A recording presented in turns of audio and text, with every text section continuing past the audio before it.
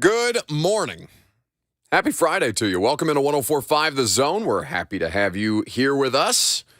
Lucas, myself, apparently Bert at some point in the next 3 hours. We're not sure when he'll emerge from the shadows, but he'll be here until 1 o'clock today. 615-737-1045. That's how you join if you want to. 615-737-1045. I had fully prepared to talk about the ridiculousness of yesterday's, can I even call it NFL news cycle if it wasn't actually news?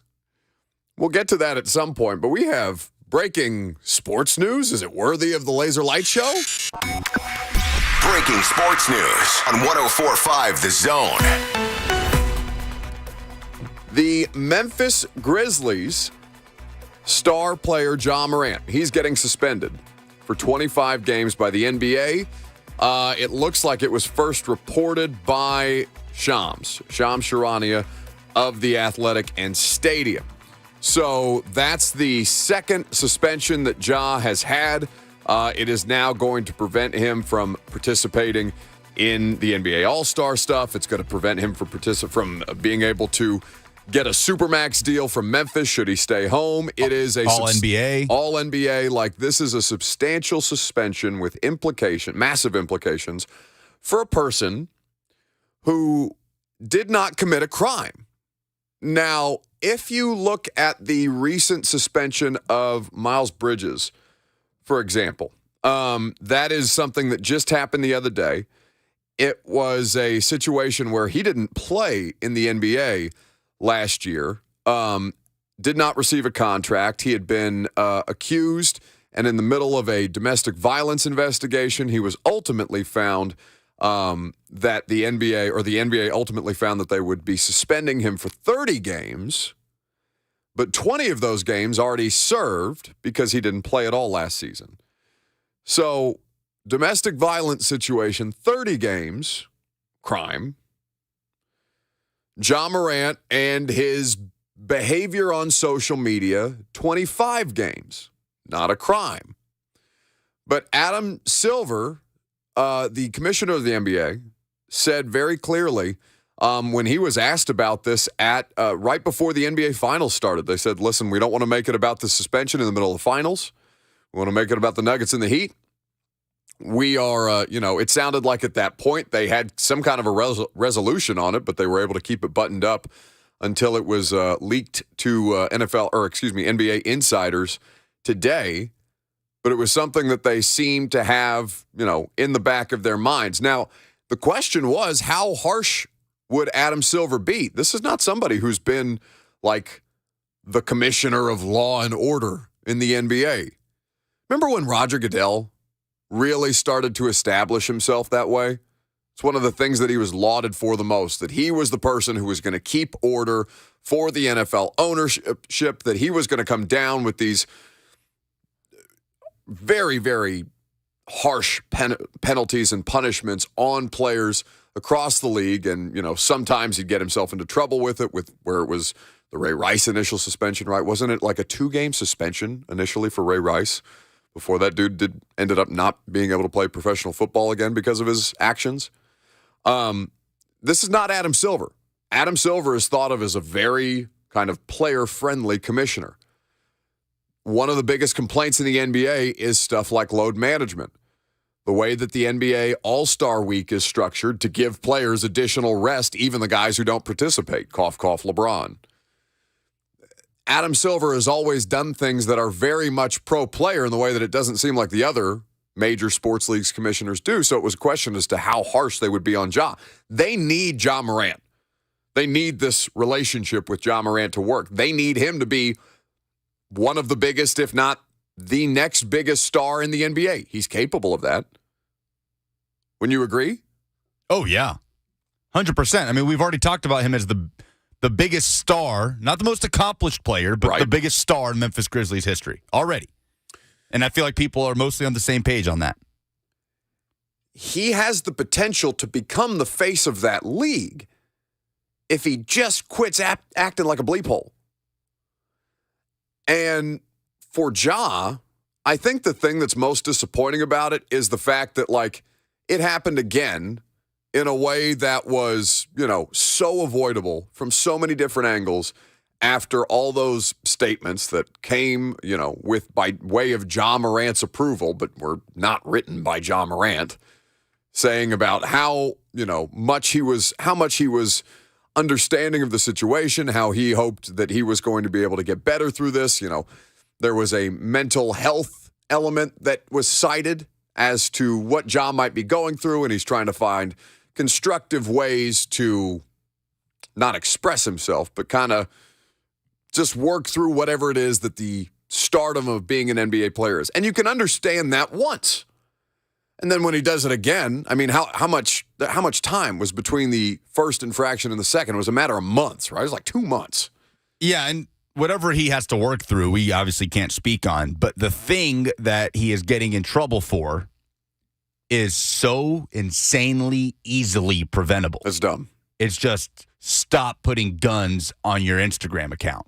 Stop putting a gun next to your face every time you have a camera on you or a phone camera. And when it's not even yours. It's like, remember the last one wasn't even his Instagram Live. It was his buddy's. His buddy is trying to protect him because he goes to Ja with the camera. What does Ja do? Pull out the gun. It just seems so easy to stop doing. It brings everything that they're trying to publicly project as Ja Morant's image. Because, what do you know about Ja Morant? Right? This is the problem I think that we go through all the time with professional athletes. When the Deshaun Watson, and I'm not comparing the situations, okay? But just, I'm using it as an example. When the Deshaun Watson situation happens, what was the entire school of thought from a public perception around Deshaun Watson up until that point? Model citizen. Model citizen, right? Not sexual predator, model citizen. This is the mistake that I think people make because you got more access to your favorite players and your favorite sports teams, your favorite coaches, whatever. You have more access to everybody in today's social media environment, and there's a lot of benefits to that. But don't mistake access for what and how they're being presented to you by whomever is writing statements and whoever is managing public relations and whoever is managing social media, as opposed to who the person actually is. I don't know who Ja Morant is. Same way I didn't know who Deshaun Watson was. But the public presentation of those statements, the way that they're trying to basically spin cycle him so they can get him back out onto the court sooner, when he clearly, based on the lack of acknowledgement of the first situation, by nature of how dumb the second one was, there is zero admission of fault or accountability or responsibility in those actions whatsoever. And I'm not here to get preachy. I'm not here to provide some kind of parental analysis. I do hate the idea that, and I'm not sure the correct word for this, but isn't there a tendency to treat younger athletes, because he's 23. I mean, he's still young.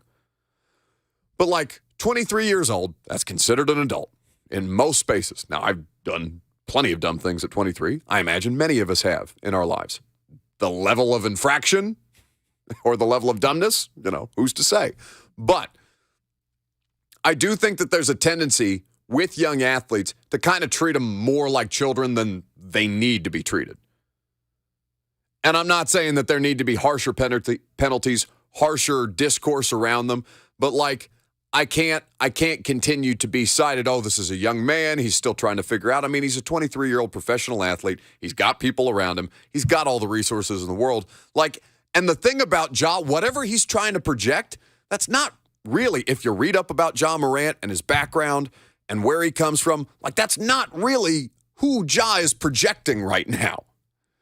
So how you figure out all the different layers of why this is becoming such a problem and why he insists on continuing to make it a problem, that's what the NBA is fighting against. Because LeBron can only last so much longer, and they need a face of the league. And you know who the most recent face of the league is?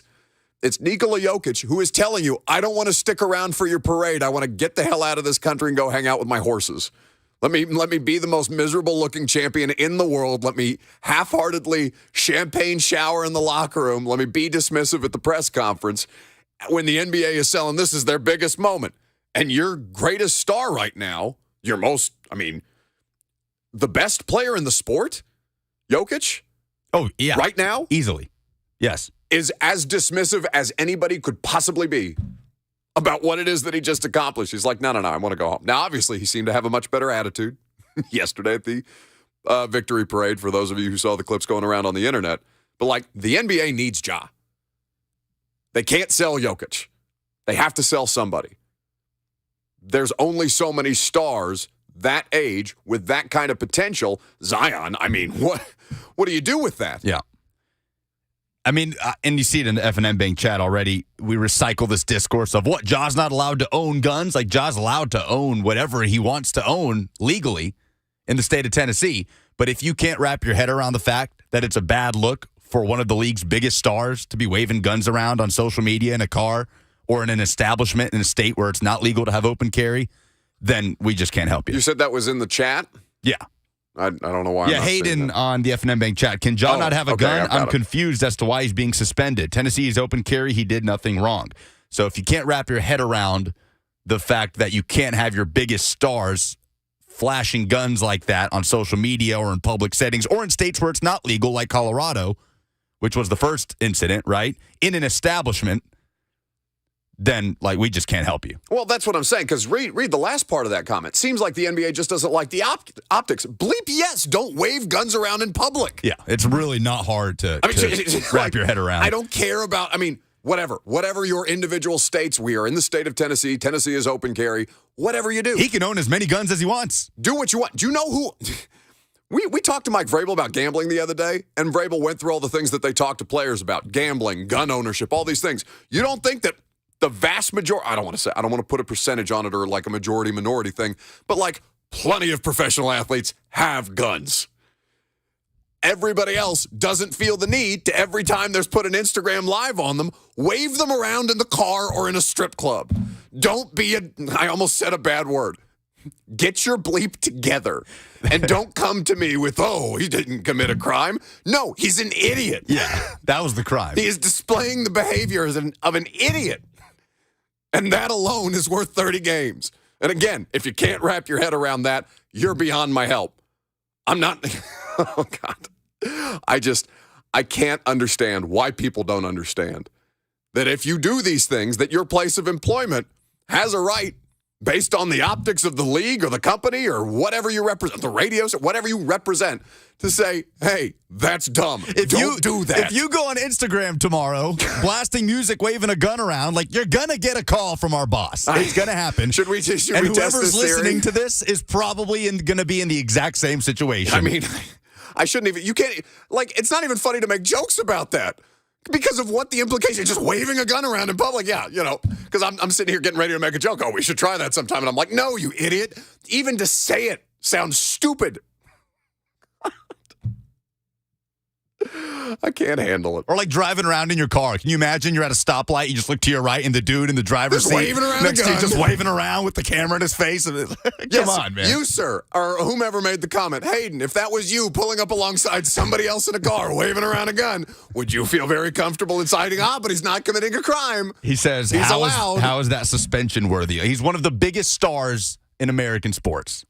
His employer, how is it suspension worthy? His employer says so. Yeah. Yeah, tough that bleep. Simple. I can't handle it. 615-737-1045 is the number. We'll get to your phone calls. We'll talk about the DeAndre Hopkins nonsense. Speaking of nonsense running around out there on the internet, I'm Buck Rising. It's 1045 The Zone.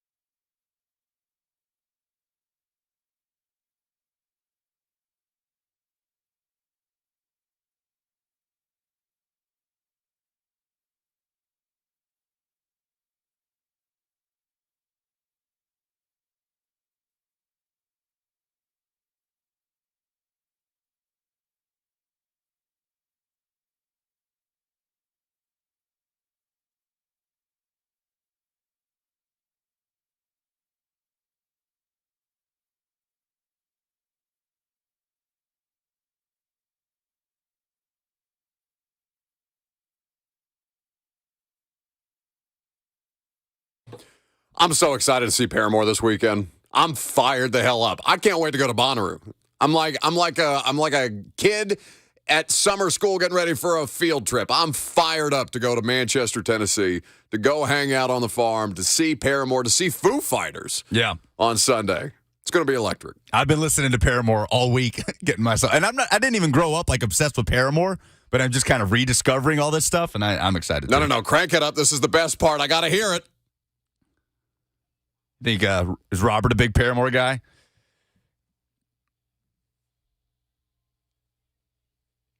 Hell yeah. I don't know, but he's going with us. We're taking a class field trip to Paramore to Bonnaroo. I'm going for Paramore. I'm going for everything. Just the experience. And it's only one day, so I don't got to worry about camping. You know, the porta potty exposure is going to be limited. Like, I can do one day. Yeah, we'll drive in and drive out. But we're going as a unit, correct? Yeah, that works for me. I don't know who I'm more scared of losing. Like, of me getting lost, of us losing Bert, which might be for the best, or me and Bert ending up without you and Megan, who are going to be the more responsible people on this outing. I feel like there's a high percentage chance of the last scenario that I've just presented, and I don't want to be lost at Bonnaroo with Bert. Cheyenne will be there. She can. Cheyenne's going? Yeah. Okay. I believe so. She should be able to keep Bert in check. Well, the only way that Bert's going is if Cheyenne is going. Eric on the F&M Big Chat says, Buck, you guys are like teenage girls. Hell yes. Are you kidding me? Listen. No Paramore. If you're going to come in here with caveman, drool, grunt, growl, hand in the dirt, you can't listen to Paramore stuff because you're a man and men don't do that. Bleep you, sir. Does Foo Fighters offset that enough?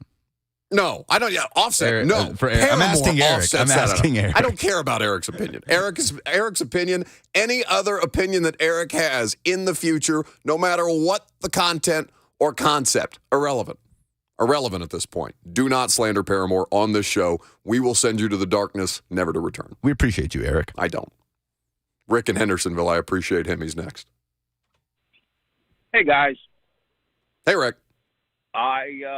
I wanted to chime in on Ja Morant. Get rid of him. Face or no face. He had met with Silver, said, yeah, I'm good now. Like you said, 2 months later, he's doing the same thing. The man is sick. He is sick. Just get rid of him, get him out of basketball, and let him go on with his life. If you compare that to guys who place a bet on the airplane of an NFL team, oh, my God. There's no comparison. The man is crazy. Get rid of him. Thanks for the call, Rick. I'm going to disagree, and I understand that there's going to be strong reactions. And I don't want to dismiss strong reactions. I think that's extreme. And it's not just because, I enjoy watching Ja Morant as a basketball player. I don't think there's a player in the NBA more right now that I enjoy watching more than Ja when he's peak, when he's at his peak. I don't think there's a more electrifying play. Even the missed dunks make you, get ready to, get up off your couch. He's crazy. And not in the way that Rick just described. Now, he may have, and I don't want to speculate because at the end of the day, like I said to start the show, we don't know these people. So I have no idea what's going through Ja Morant's head. I have no idea if he's even aware of the statement that was made on his behalf or if somebody just rubber stamped it and said, all right, put it out there, get him turned around, let's take a week off and let's get him back out on the court. And the second part of that, the more cynical part of that, and the more realistic part of that is there's too much money to be made off Ja Morant. They're going to keep it. They're going to do everything they can to keep him on the court. I mean, that's just the nature of professional sports.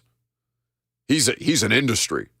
They understand right, wrong, or indifferent. They've had plenty of less than angelic figures that professional sports has propped up because there's economies around them. And Ja's one of those guys that the NBA stands to make a ton of money off of if they can just get him to stop waving a gun around on Instagram Live. Doesn't seem like it should be that hard, but apparently it is. Let's move on to something else that's just completely nonsensical. Did you see what happened to me yesterday? Yes. What am I supposed to do with that? The DeAndre Hopkins fervor, because there's no NFL news right now. The NFL is officially shuttered for the summer. We've boarded it up. We've all gone to our respective, vacation spots or getting ready to go to our various vacation spots. People are playing golf.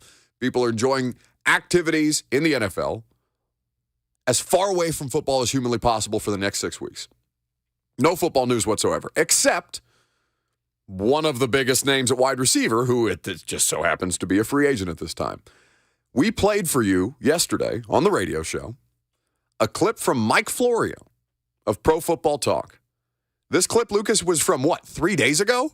Yeah, earlier this week. And we couldn't figure out why nobody was talking more about it. Because Mike Florio, in the clip that you are going to hear, was alleging and citing sources that DeAndre Hopkins had received a contract offer from the Tennessee Titans. Play the clip, please. Hopkins visited with the Titans. Sources, visit went well, and the Titans, extended an offer. Well, of course they extended an offer. What did they do? They brought him in for a visit to say no thank you. They've done their homework. Barring the guy showing up and pissing everyone off, they were going to give him an offer. And again, we said last week, this is possibly about his agent just starting the lawnmower. Yeah. Sitting around waiting, wasn't getting the offer that DeAndre Hopkins wanted. You got to pack a bag, you got to hop a plane, and you got to go from team to team, and you got to let these teams see you and maybe hope that somebody gets a little antsy, a little excited. We got to get this guy. He's going to sign with somebody else. So Titans meet with him. They make an offer. He's going to go to New England, and I'm sure they'll make an offer. And then ultimately, at the end of the day, will he get something better? And we talked about this yesterday. Yeah. How do you balance whatever a non-high-end contender would offer versus what Chiefs, Bills eventually would offer? So what did Mike Florio say there that was just an assumption? Was just presuming, yes, he's making these visits, so he's going to get what from the Titans and the Patriots? Offers. He got neither an offer from the Titans or the Patriots. That's something that we talked about yesterday. We reacted to the clip. We said, what would be the best reason for them not to? Mike Florio is assuming, because he's making the visit, because they've done their homework. And by the way, that's an assumption that's completely fair for a lot of people to make, but I think that the thing that got lost in that is the idea that what we talked about yesterday. You remember the conversation we had yesterday about why they wouldn't make an offer? You don't want to be the first person out there. You don't want to be the first person with details that are being reported that an agent is going to take to the very next stop. For the case of Tennessee, it would have been New England, had you made him an offer immediately after he left here.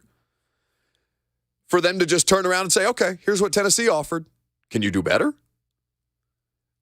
And do the same with New England and try and continue to leverage the situation to where DeAndre Hopkins, who, again, is about the money, is trying to find the most amount of money in free agency at this particular point in time. Okay, you're saying neither team offered him, that you know for sure neither team officially extended an offer, because you didn't say that yesterday. The people that reached out to me after I got aggregated, because that's the thing that got caught up in this. We played that clip on the radio show, Lucas, and then what did we do? We talked about it. The amount of those fake NFL insider accounts that cited me reporting that DeAndre Hopkins got a contract offer, there are 5 or 6 of them. And these things are not, I took a nap. I took a nap at 2:30 in the afternoon yesterday. I woke up 40 minutes later. My phone is being blown up for reasons that are beyond me because we played a clip on the radio show and then talked about it after the fact. Yeah, we were just like, hey, look what Florio said. Yeah, we literally said, hey, look what Mike Florio said. Which we do all the time, right? When somebody comes out with some information like that, we play it and we react to it. It was a very routine segment by us.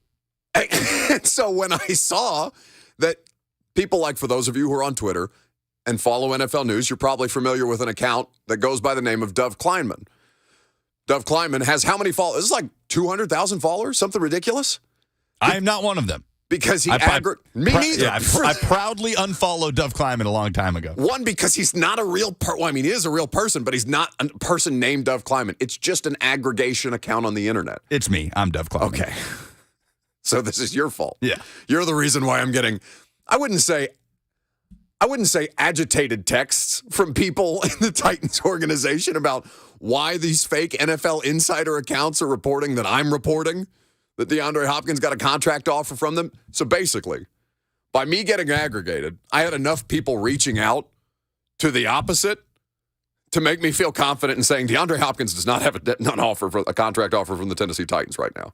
So what happens then? They bring him in for a visit and say goodbye and we'll be in touch?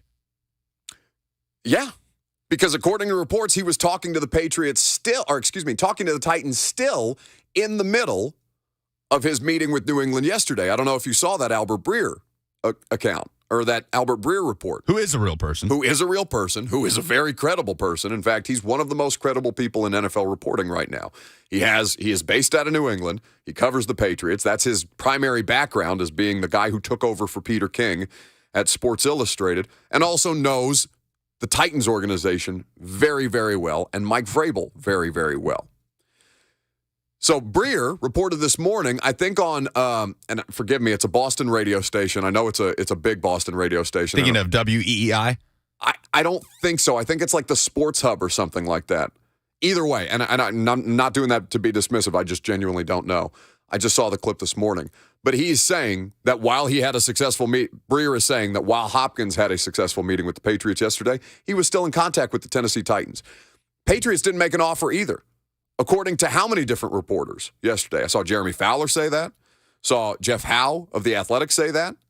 Nobody wants to be the first one with an offer down on the table for them to just turn around and leverage.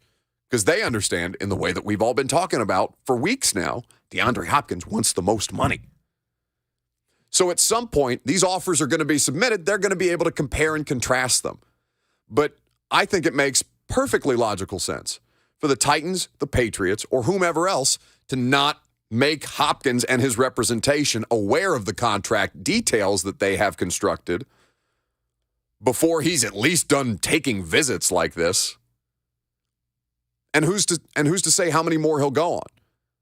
Didn't you send me something this morning that said he is in absolutely no rush to sign anything right now? Yeah, Jeremy Fowler, ESPN. And that's why this saga has been somewhat frustrating, because constantly, I mean, whether it's fans or media, I mean, that Patriots audio the NBC Sports audio from Foxborough, New England, that we played 2 days ago, where the analyst is saying, get him in for OTAs. He's screaming. Make it happen. Screaming. I want him here for OTAs. Like, that rhetoric is getting exhaustive because DeAndre Hopkins was never going to be around for OTAs. Jeremy Fowler reporting that he is very content to wait until training camp, which is exactly how we've been talking about this the whole time. And then Pac-Man Jones, who apparently is a good friend of D-Hop's, goes on Pat McAfee's show yesterday, and I don't know what Pac-Man Jones does or doesn't know, but he says that he doesn't think DeAndre Hopkins leaves New England without a deal.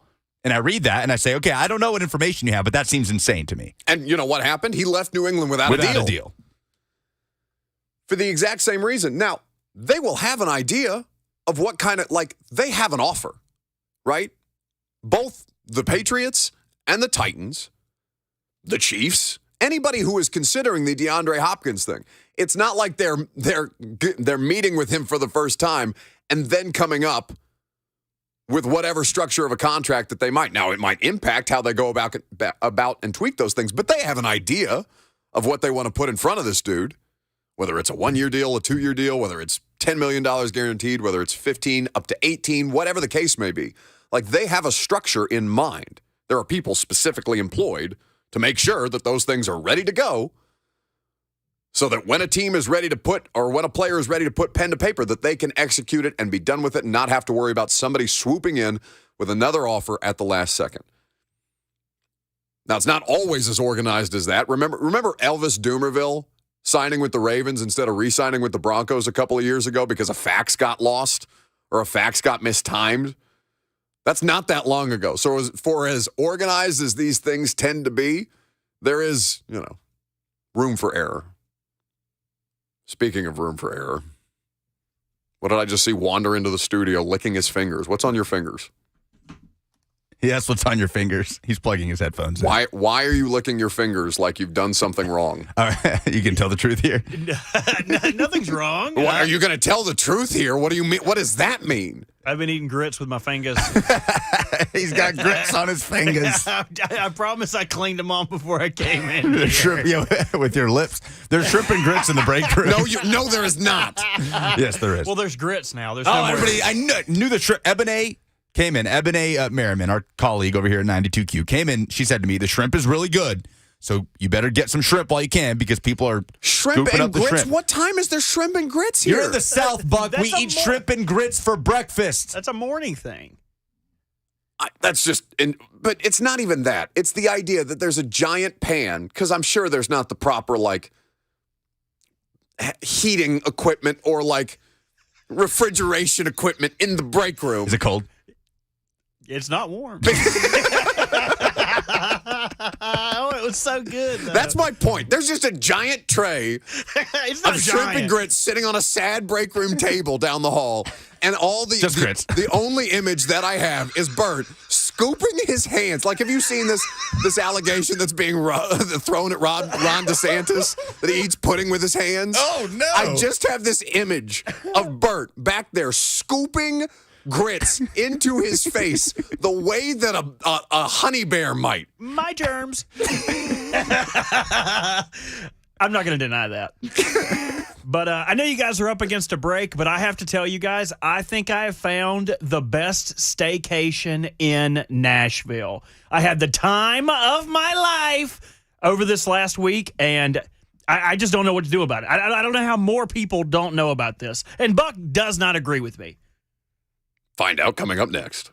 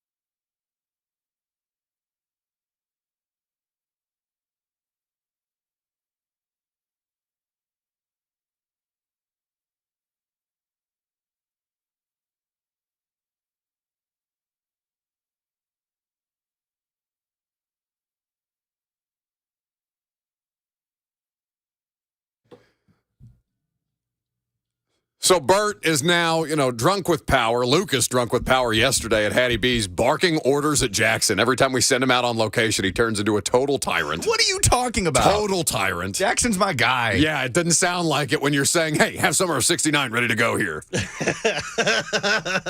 He already had it ready to go because he's a good producer. Wouldn't that be nice? Be a nice change of pace. It sure would. So Bert is now drunk with power. He feels entitled to do his own radio teases on a show you don't even belong to us anymore. Don't say that. You are like... You're actually hurting him. I can hear the hurt. That. You are like one of these horrible, horrible stories when a pet gets adopted during the pandemic, and then after the pandemic, when people start to return to the offices, they return the pet to the shelter that they've adopted them from. We sent you back. Why are you here? And I broke out. You ever seen Homeward Bound? Yes, I have. Great actually. movie. They break out of that pound. That's me, man. I'm like, I got to go see my boys. Did you just refer to the morning show as a pound? No, that's you did that. You turned the analogy around on me. No, that's already happened to me once yesterday. I don't need to live that way again. That happened to you today. No, the morning show is the dog pound. Plenty of dogs over there. I don't think Ramon would appreciate that as a Pittsburgh Steeler. I can't keep nobody happy, man. Y'all keep throwing me around every which way. I would think there's a common theme there, and it happens to keep coming back to one individual person, but I digress. Anyway, I wanted to play a little Toby Keith here. I want to talk about me. The tease on the other side. I have found the best staycation in Nashville, and Buck disagrees. So I came back from Vegas, and I was completely content to lay on my couch the rest of the week. And my girlfriend said, get your fat ass up. We're going to Nashville Shores. And when I tell you, it is the most beautiful collection of redneckery I have ever been around. This is like where people like me are spawned from. I got to ride water rides, little slides. We got to eat corn dogs. Like it was everything I could have ever wanted. And when I tried to talk with Buck about this, trying to find a little human commonality, he poo-pooed all over it. All over it. How often do I have to dismiss your attempts to find common ground before you stop doing it? Like I don't know. It's been over a year.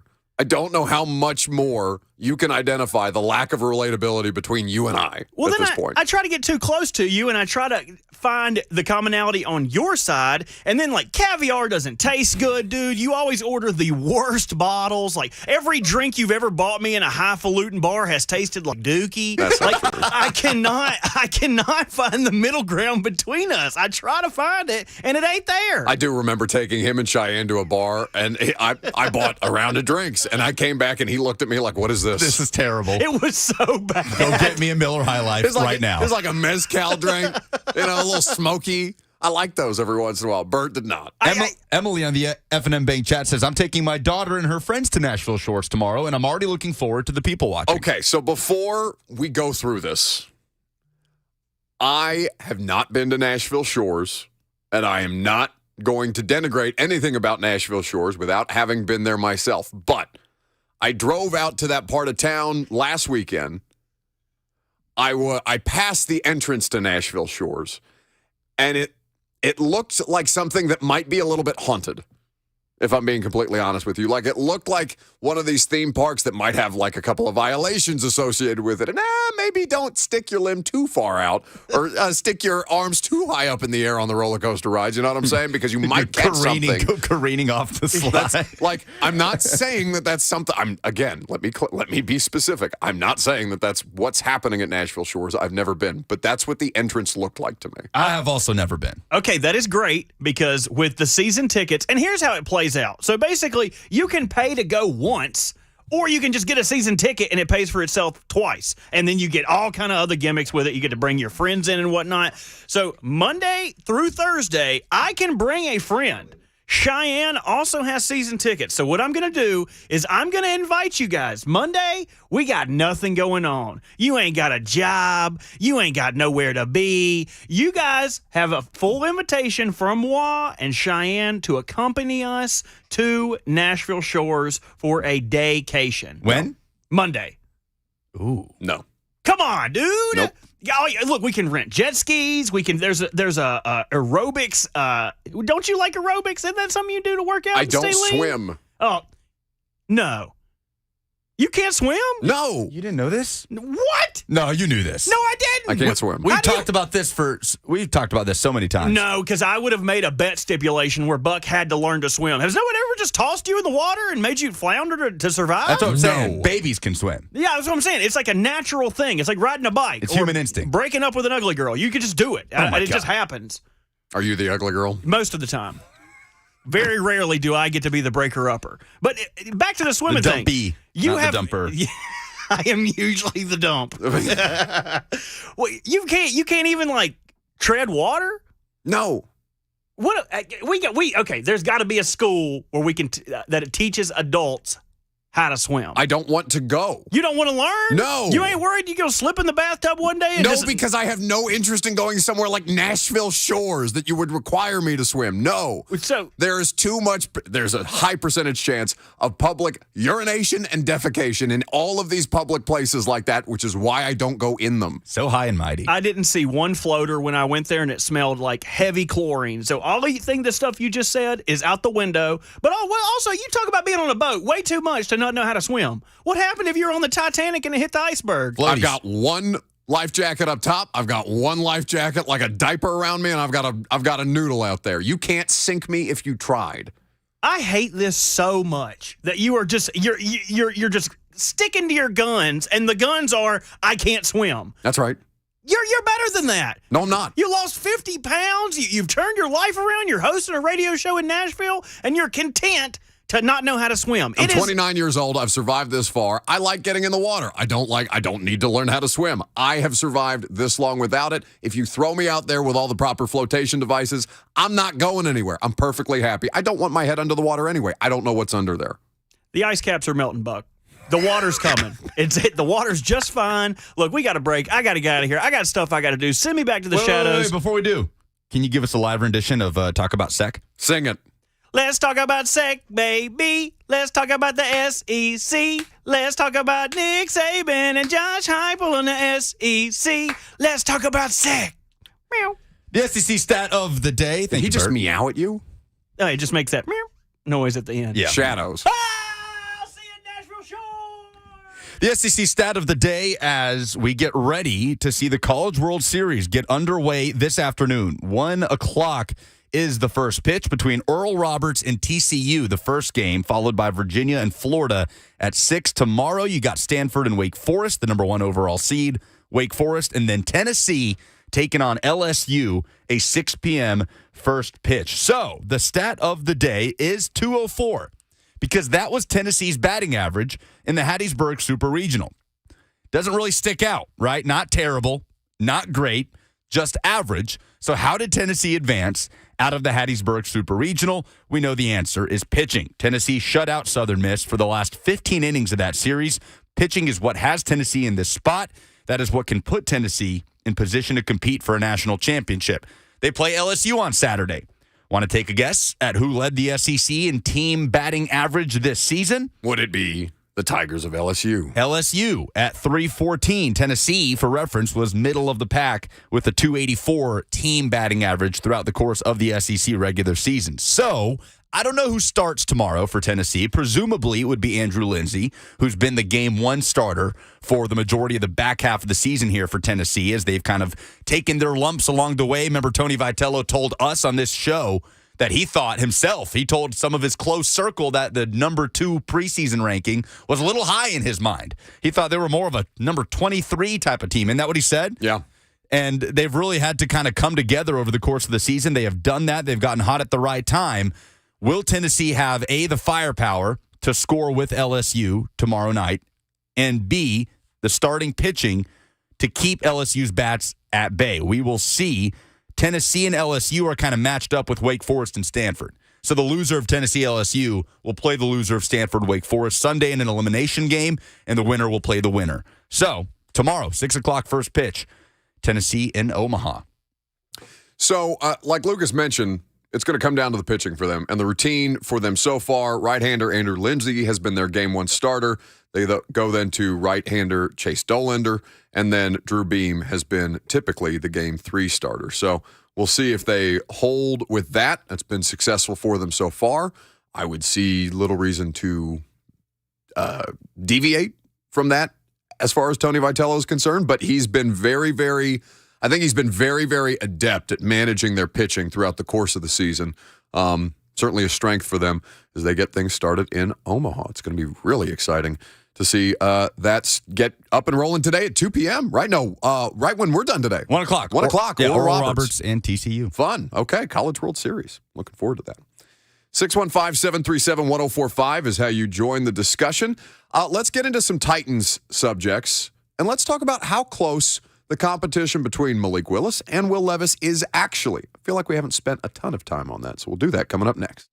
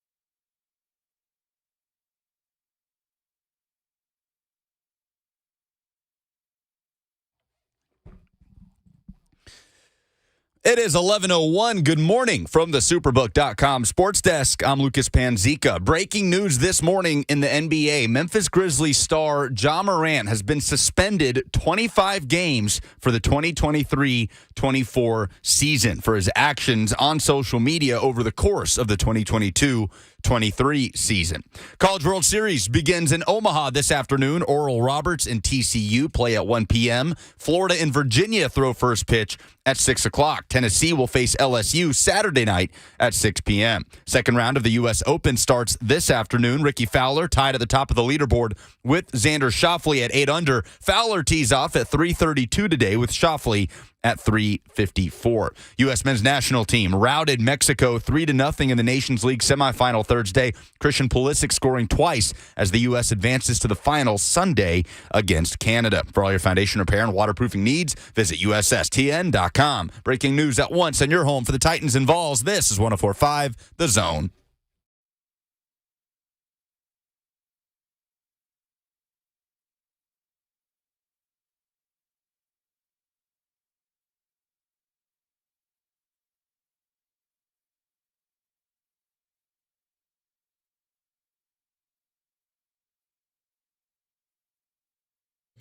Second hour underway on this Friday. Thanks for hanging out with us on 104.5 The Zone. We're happy to have you. Till 1 o'clock, Bert, Lucas, myself, Coach Mack be here in just about 15 minutes from now. 615-737-1045 is how you jump in as well. So Titans offseason concluded.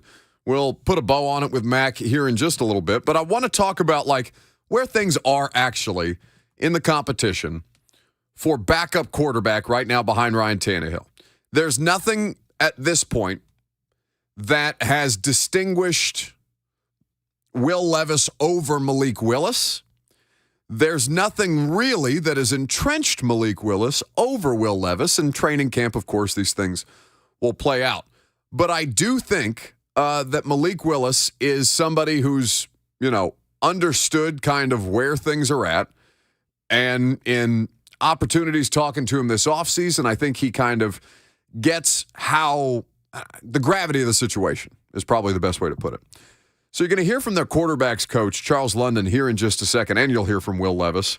Also have some audio from Ryan Tannehill as well. But Malik Willis, are we looking at him? Does it feel like he's been completely counted out of the Titans quarterback competition? Going into the offseason program, yeah, I think so. I think the moment they drafted Will Levis, that was the thought for people.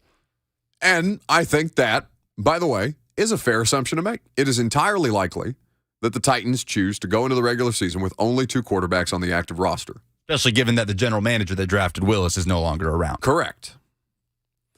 So the struggles for Malik, obvious in his rookie season. Like Lucas mentioned, new general manager comes in, drafts a quarterback, potentially of the future in the second round, almost trades back up into the first round to go get Will Levis. And you see with the situation that they've tried to manage it. Mike Vrabel saying the night that they drafted Will, Tannehill will be the starter, Malik will be the 2, Will be the 3, and we'll see how these things play out. And what Malik Willis is what the company line for Malik Willis has been, which is exactly the right approach. Don't really want to get into all that, where things stack up, how much better I'm doing at this than Will, how much better Will's doing at that than I am, all these different things. Quote, I just try to go to work every day. So I thought that, what I saw from OTAs and mandatory minicamp, that he's done well enough, him being Willis, to at least make this interesting. Because like I said to start the segment, there's nothing that Will Levis has done clearly and obviously that would put him above, to me, Malik. Other than run an offense that's more like the one that he's going to run an offense in college that's more like the one that he's going to run in the pros. By the way, that's an advantage.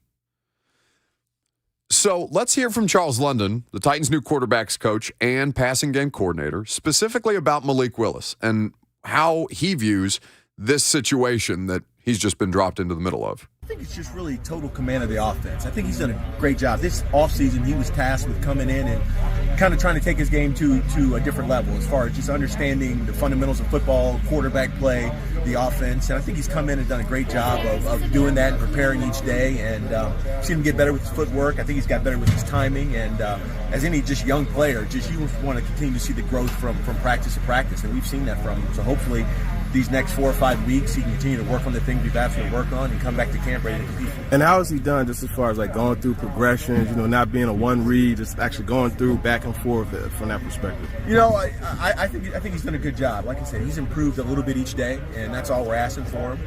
And he's done a good job of accepting the challenge and learning the offense, and we're excited about it. But then with this being after this practice, what are some of the things that you'll charge him with going forward, through the offseason until training camp? Yeah, sure. Just continue to build on the foundation that we've set these last few weeks. Like, for both he and Will, they can't come back here at the end of July. We can't start from scratch again. They've got to continue to improve, continue to study, continue to master the offense. So when they get back here at the end of July, we can hit the ground running and continue to get better each day instead of having to go back and rehash each other. So that audio is courtesy of Teron Davenport at ESPN talking to Charles London, the quarterback's coach for the Titans, about Malik Willis. So let's run through some numbers. 8 appearances in 8 total games. 3 starts, 1 total touchdown, 31 of 61 passing, so 50.8%, 276 yards passing, no passing touchdowns. Remember, the touchdown that he did have was a rushing touchdown. 3 interceptions, 3 fumbles, 2 of which he lost. That's Malik Willis's rookie sample size. Less than ideal. They turned things over to Josh Dobbs when they were still in the running for the playoffs because they needed a guy who could help them win right away. That wasn't Malik. But I think the way that the coaches would tell you, both in public and in private, just because Malik Willis wasn't the best option to help them win games at the end of 2022 does not mean that he can't still be an option to help them win games should something happen in 2023. At the time, they made the decision based on the circumstances that they had, because they all saw what we saw, and they understood it wasn't good enough. Now, ultimately, it didn't matter to put Dobbs in there, though it did look like they had more of a chance. They did feel more competitive. They did feel like more of a fluid offense. They did feel like they were able to manage situations better. And it's not Malik's fault. Here's a quote that he gave my friend Sam Phelan at A to Z Sports. Quote, "A lot of people took it as bad," talking about last year, "but what can you do in 3 games? It's sporadic during the season. In your rookie season, you're trying to learn. Everybody says you're a project this, project that, but I mean understanding, coming in every day to get better at what I can do and trying to get more comfortable at what we are trying to do here. It's a results-based business. It doesn't matter what I think. It doesn't matter what you think. It just is. I'm just focusing on what I can control." Okay. So I think that what he's citing is completely reasonable, but also the hook is that quick in the NFL. What are you laughing about? Don't worry about it. Typically, when you ask that, it's not something I can bring to the show. No. You hear this man back here. I'm still trying to get over watching him smell his fingers and asking you to smell his fingers because they smelled like grits, and you doing it. Do you really want to know? I mean, if you can't. The fear in Lucas's eyes when you said, "Do you really want to know?" No, shadows. Oh, not again. It's just terribly distracting. But on that note, though, seriously, about Malik Willis, we've talked about this, like you said, the entire offseason, as though Levis drafted at 33. The assumption is, yes, Mike Vrabel said in the press conference after the draft, it goes 1, 2, 3, Tannehill, Willis, Levis, but everybody has expected Levis to be the backup this year, right, with the investment they made in the draft. It makes too much sense for that not to be the case. But if he is unable to do the job as well as Malik Willis is, they're not going to be left, like they can't just put him in the backup role because he's a second-round pick. They can't do that. But is that kind of what they did last year? between Willis and Woodside? That's a good question. I mean, who's more talented? Obviously, Malik Willis over Logan Woodside. No disrespect to Logan Woodside. But who can better manage the Titans' offense last year? Woodside. Probably Logan Woodside. But with the investment they made in Willis and the upside there, he ends up winning that backup job. Woodside moves on. But my point in this is we've talked about it going into the season as though Titans fans would probably be comfortable going into the year with two quarterbacks, Tannehill, Levis, and Willis being on the practice squad. If someone scoops him up, so be it. But how far apart would they have to be? How far behind would Levis have to be Willis to go in with them not feeling totally comfortable to give Levis that backup job quite yet? And then at that point, are you kind of forced to keep three quarterbacks on the 53? It is really fascinating because, like we said, that emergency quarterback rule, it's going to be mostly applicable to teams who make the playoffs. The emergency quarterback rule to prevent a situation like San Francisco had last year where they're getting Christian McCaffrey ready to take snaps at quarterback because they've just run out of bodies. And this is all just because they're close coming out of the offseason program. Correct. There's all of training camp, all of preseason.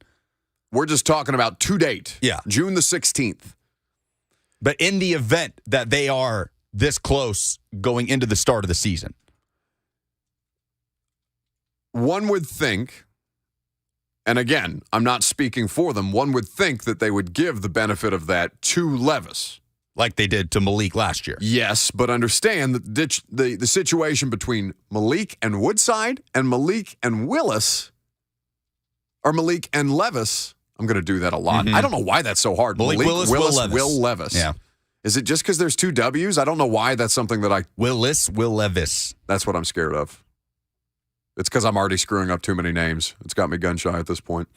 Either way, a third-round pick and a second-round pick is different than a third-round pick and a guy that was Woodside. Woodside was initially he was a draft pick of the Cincinnati Bengals. Oh, yeah. Before his stint in the AAF? The AAF, the American Alliance of Football, I think was the AAF. The short-lived AAF. Yeah, Steve Spurrier, champion. Yeah, got himself a ring on a season that was cut short because they didn't have money. Ridiculous. Not everybody's got the Rock's bank account to float a $60 million loss with the XFL. But yeah, Woodside was 7th round, pick 249 to Cincinnati in 2018. So there is a big difference, I think, between, well, I think quarterbacks beyond the first round are basically flyers. Like Dak Prescott was a flyer, even though Dak Prescott is worked out as a second-round pick. Fourth round further pick. Down, yeah. Fourth round I mean, pick he for wasn't Dak. drafted that much further ahead than Joshua Dobbs in the same draft. Right. So, like, consider that Dobbs, flyer. Dak, flyer. They ended up working out. Willis, third round, flyer. You could make the argument Levis as a second-round pick is, those second-round picks, Andy Dalton, Derek Carr, there's a higher rate of hit at that point. But I do think that the gulf between these two, there's not really a huge one in ways that you might look at them and say, well, Levis is clearly and obviously ahead of Willis. I would say that in terms of comfort level with the offense, he's miles ahead of where Willis was when he first got here. Malik Willis has been in the NFL for a year. He has spent his time diligently training. He's going to make this a competition, even though the thing that makes the most sense is to have Levis as the backup quarterback come the start of the season. But credit where it's due for Malik. Yes, absolutely. 615-737-1045. Coach Dave McGinnis is going to join us, and we'll talk about a quarterback competition potentially, what we saw from OTAs and mandatory minicamp, and everything else with Coach Mack of Titans Radio coming up next.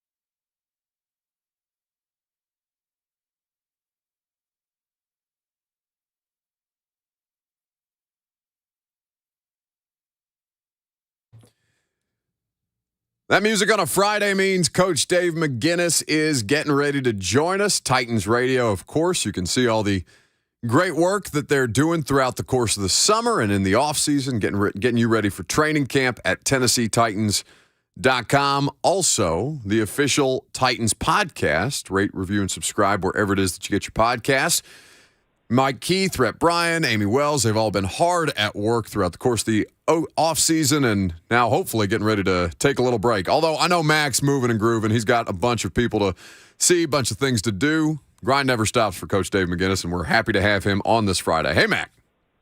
Buck, everything's good. Yeah, I mean, it's this offseason shrinks every year, smaller and smaller, but we'll all find a little bit of time to get away. I know you will too. Absolutely. My first getaway starts this weekend. Lucas and Bert are taking me to Bonnaroo, Mac. I'm scared. Bonnaroo is absolutely where y'all need to be. Wait, have you been? That's absolutely the place. That's absolutely the place y'all need to be. That'll be perfect. You may need to put a leash on two of those. You see how some people, when they take their kids to Disneyland or Disney World, have them on those leashes so they can only go so far? You may need to put one on those two dudes. I think, honestly, Mac, it's more Lucas having leashes on Bert and I, but you would think that I would be the more responsible one out of the three of us, but no, it's in fact Lucas. No, you're on your own, bud. You get in some trouble somewhere. I am not responsible for you. We'll see how it goes. That sounds already like it's a disaster. I would agree with that assessment. Coach Dave McGinnis, always presented by Farm Bureau Health Plans, like an extra set of pads. They've been protecting Tennesseans for 75 years. Farm Bureau Health Plans has you covered.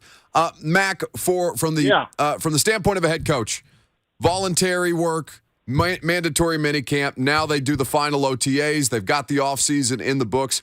From the standpoint of a head coach, what are you most looking to accomplish throughout the course of these last month and a half? Well, the rookies are still there for 2 more weeks. Right. There's a mandatory rookie orientation program that the league has.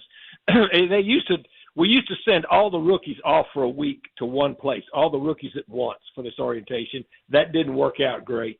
And so now what they did is each club is tasked with doing that. And so they've got 2 more weeks there. And it's a big plus, and I was involved in this as far as, when they would send out questionnaires. I said it's better to have them at their own place where they can continue to work out. They can continue to, have film available to them. The coaches can still be around so that they can continue to build on what they've built, through their short time, since the draft or since the free agent acquisition at their clubs. Anyway, so they'll be there for 2 more weeks. And then what you do, you want to assess, and they've already had some meetings, and they're having more meetings coaches wise. Offensive, defensive coordinators get their staffs together, then the head coach gets the whole staff together. You assess what you went over and how well you liked the operation and what went on, during the all 3 phases of your OTAs. And then and then the head coach starts to put together what he wants to do as far as the implementation of, for training camp. He's already said, that they are going to work out prior to playing the Vikings and playing the Patriots. So that gives you some more evaluation time. That will be very well planned out. And then, you'll take a little bit of time off. But, I mean, the main thing that you always talk to your squad about is they've already built a base physically for their conditioning, whether they did it at your facility or whether they did it away from your facility. But you got to see the shape condition everybody was in because everybody was at the mandatory mini camp. And so you assess that, and then, you reemphasize to your players, the vets know this, but the younger ones have to hear it, that you cannot afford now, to get lax on your conditioning, because being in condition at training camp is a huge, huge part of being able to give yourself the best chance, because not only the physical rigors, but if your body breaks down, then mentally you can't handle it. And mentally, if you get behind, especially for a young player, it's hard to catch up.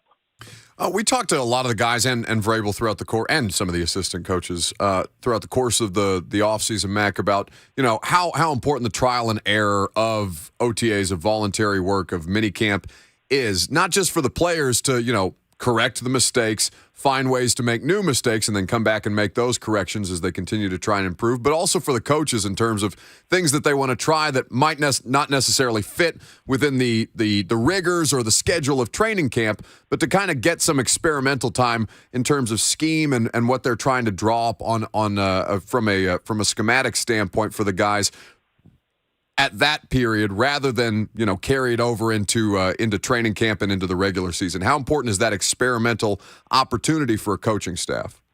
Yeah, well, I mean, it is, and plus you've got a new offensive system being implemented here, that they're doing, and the defensive system is getting some tweaks too, and it won't be as much, but there's some. I mean, I'm at practice every day, and so I can see it, and there's only so much I can talk about, but sure. there's going to be tweaks on both of them.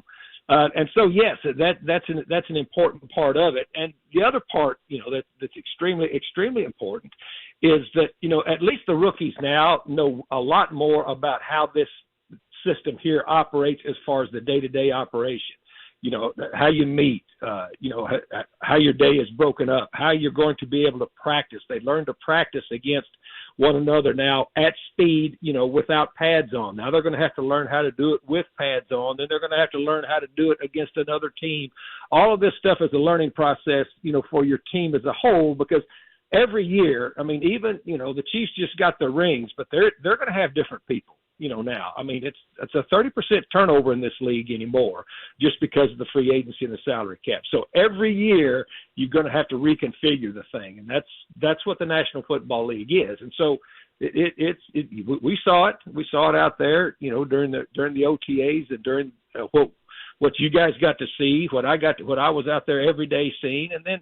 But training camp is entirely different, as you well know. I mean, it just is. After that first 3-day orientation period, when everybody gets reports on the 25th of July, and it starts that 3-day orientation period, then once the pads come on, it's a different world, and it starts to move pretty fast. So you better be in shape physically to be able to stand up to this. Coach Dave McGinnis of Titans Radio here with us on 104.5 The Zone, putting a bow on the Titans offseason after they just wrapped up their final week of OTAs. Mac, with Malik Willis in particular, given the amount of additional practice time you get to see, how would you assess the improvements made by him since we last saw, or I guess prior to the offseason, where we know he spent a lot of time working, trying to improve, trying to gain a greater mastery of the offense? How much of a difference did you see in Malik specifically? Well, it's not. I mean, first of all, he's new to this offense like everybody else is, but the other part of it was, I mean, he had to get used, coming from Liberty and coming from the offense that he came from, he had to get used to a whole lot of things, starting with taking snaps from under center and calling the plays in the huddle. So he's way advanced past that, and now he has, start learning and working, on his recognition, the speed of the game. He was indoctrinated into some of that, last season and thrown into it. And here's the other thing. Here's the thing about Malik Willis, and you can't make a final judgment on him as far as to what happened last year, just because when he was thrown in there, everything else around him, wasn't going real good either. That's why he was in. I mean, look, you've got to have a supporting cast all around you, and your quarterback is a huge, huge part of that. But, I mean, we've got a great example of that because – and we've talked about it enough, but with the amount of injuries that they've had the last 2 years, the one thing that stayed constant that allowed this football team to be able to overcome those injuries the first time was your quarterback stayed healthy. Your veteran quarterback stayed healthy, and he was able to alleviate some of those problems, missing people. Well, when your veteran quarterback goes down and you have, an offensive line that's decimated and you've got all types of injuries around it, and you insert a rookie quarterback in there, it's a different story. I mean, and that's why Josh Dobbs was brought in here, because at least, he was a 6-year veteran that could maybe have Band-Aided it a little bit, and, it just about worked. But that's over with. Now Malik Willis is so much more further ahead than he was when he first showed up here at camp, 2 years ago now. So, but it's still up to him. I mean, nothing's been decided as far as the way the backup goes right now, because, Will Levis was ahead as far as coming out of a pro system for 2 years at Kentucky, but he's brand new to the National Football League. So, Malik Willis has got NFL experience over him. So it's going to be a pretty interesting training camp, and it's a very vital training camp for both of them for several reasons. And that's ultimately where this is, the level of competition for backup quarterback is going to be decided, Mac. Like they're both right. They're both working through the offseason right now. Now, the next phase of this training camp ahead of preseason and the regular season as they work their way through that, like that's going to be the most meaningful opportunity for these two to differentiate between one another.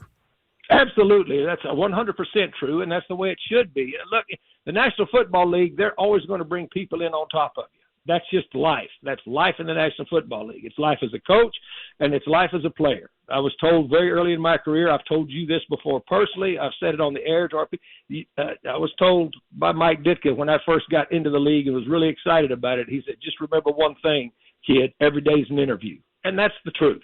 That's just the way this league works. And so they're going to bring competition in on top of you if you're a player, and also as a coach every year. So it's up to it. Basically, you got the opportunity, then it's up to you to see what you can do with it. That's what both of these young quarterbacks have now as an opportunity. And also, I think, Buck, the fact that I think Mike Vrabel was very, very smart. He does things for a reason, for everything that he does. But working against the Vikings and against the Patriots for 2 days before they play the preseason games, that gives him some pretty extra evaluation time in really meaningful circumstances with those two young quarterbacks. He's Coach Dave McGinnis of Titans Radio. TennesseeTitans.com is where you can see all the great work that the Titans Radio crew is doing throughout the course of the offseason, and now with a couple weeks in between before they really get things ramped up for training camp over there at St. Thomas Sports Park. Mac, always great to have you on. Appreciate you spending some time, and have a fantastic weekend. Absolutely, Buck. I hope you survive Bonnaroo. See you. We'll find out if I'm here next Friday or not, Mac. Maybe Lucas will need to keep us on a tight enough leash. We will see. See you. That's Coach Dave McGinnis with us. I asked him if he's been to Bonnaroo, and he didn't answer. You think he's been? I don't know if he didn't hear me or if he was ducking a question. I don't know. I'm trying. Mac, you trying to go to Bonnaroo? You trying to go to the Roo? Trying to go to the farm? Would love that. Oh, my God. Would love that. Yeah, but he's not slumming it with us. No. Max got the artist passes. He would be weekend at Bernieing me. What around. are you doing here? What do you mean? I love that you can't see it, so you have no idea if he's still here or I've not. sent you to the shadows twice today. I can't see you. I don't like when you just pop. It's worse than getting jump scared. You just appear in my ear. We should start jump scaring him on the air. Wow, what's up? What do you think he does in the shadows? Yeah, that laugh is all you need to know. I smell my fingers over here. and how if they're still gritty. There's earlier. not a better way, a more subtle way for you to make the joke other than to just blurt, I'm smelling my fingers over here. Yeah. Wonderful. That makes it sense. What are you, Logan Roy? You just started watching Succession. I don't want to ruin any jokes with you, but you'll get to a portion of it where Logan is making jokes about cousin Greg and the smelling of fingers. Can I ask you a question about that show? No. Are any of those characters supposed to be likable? No, actually. They are. I hate every single one of them. That's the point. I am not a fan of not one person on that show. That's why it's my favorite show. Because you just love hating things naturally. It gives me everything I want. I don't want likability. I want to hate all of these people. I want to see them spiral out of control. Give me all of it. Succession might be the best because they ended it when they did instead of dragging it out and waiting for what's the name of the writer for Game of Thrones? Oh, waiting for old boy to finish all the books. Oh, the guy who actually wrote the books. Yeah. George R.R. Martin. There you go. Who decided he wanted to go see Grateful Dead shows I'm so bad with names today. He looks like he should be John Mayer, Dead and Company? No, goes to Dead and Company shows with Bill Walton. Goes to Dead and Company shows with Bill Walton instead of finishing the book, so HBO has to do it, and they ruin the ending of Game of Thrones. They passed him. That's right. Yeah. They were like, hey, George, we're waiting around. He's like, no, we're vibing, baby. We're good. The guy that wrote those books should be grateful that he's not dead. Have you seen him? Yeah. He is shaped like a beanbag chair. That was a good joke. Send me to the shadows. Get me out of here. For the third damn time today, shadow. Last time, I promise. Nobody believes it. No, don't believe it. David and Franklin is next. Hey, David. Hi. I just had a quick question. I was hoping I could catch Coach Mack with it, but early on, Coach Vrabel addressed the need for speed and quickness and so on, and said that was a real issue for the Titans. And I was just curious. I haven't heard much talk about that, how it worked out in the draft, and how successful he was in helping out in that area. Can you guys comment on that? Certainly. So we appreciate the call, David, 615-737-1045. So we talked about this in a couple of different ways. We talked about the need to add speed, Mike Vrabel's need to add speed in his locker room clean-out day press conference. We all took it, I think, as him saying we need faster players. Then when they went through the process of the draft, they did add players who rate very highly on the relative athletic scoring.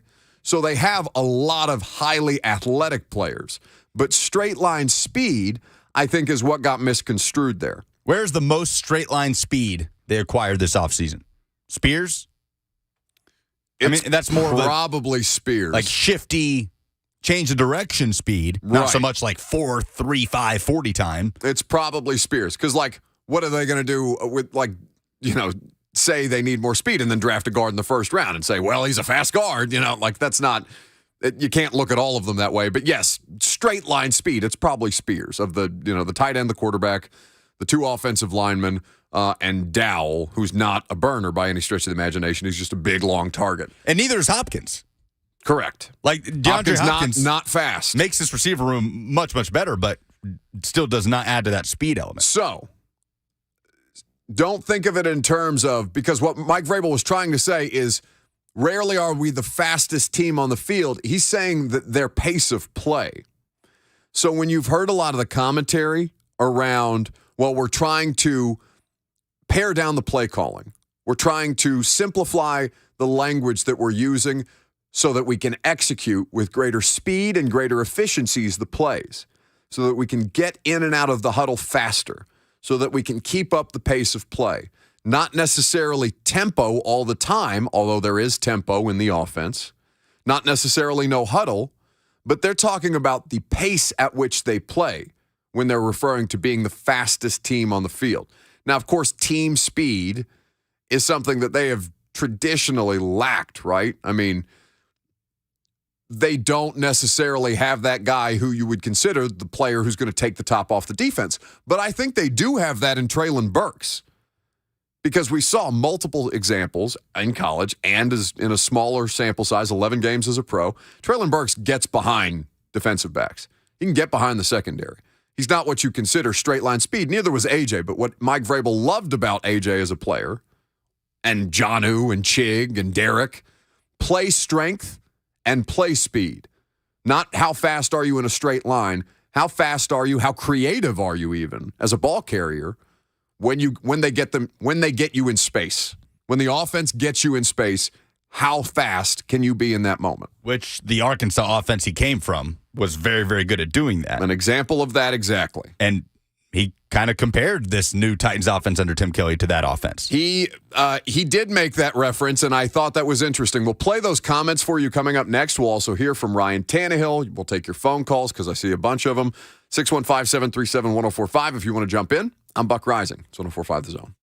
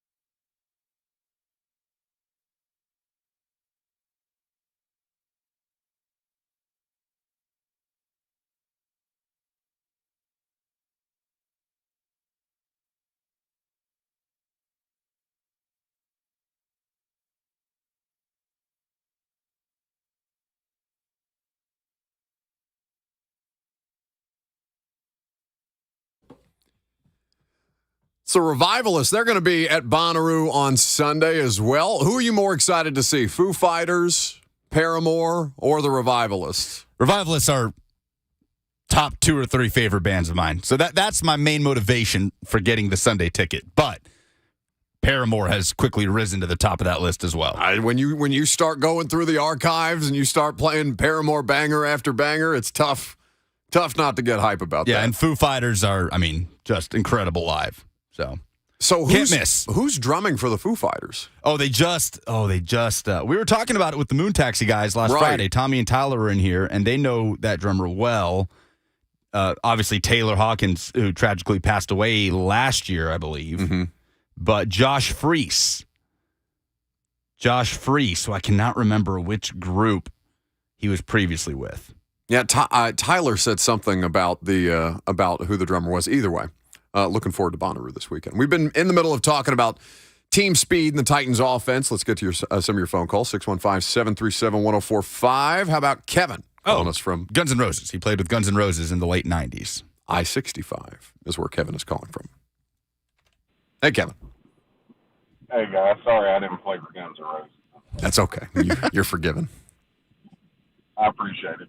Well, hey, just to let you guys know, I'm a big-time Cowboys fan, but I love keeping up with the Titans around here. I know we talk about the offense a lot, but I want to talk about the defense. Would y'all agree with the statement that how good the Titans defense is how their season would go? Is that a fair assumption? So just because your phone line's not great, Kevin, just to reiterate for the audience, how good the Titans defense is how good the season will be. Basically, they're going to go as far as the defense does.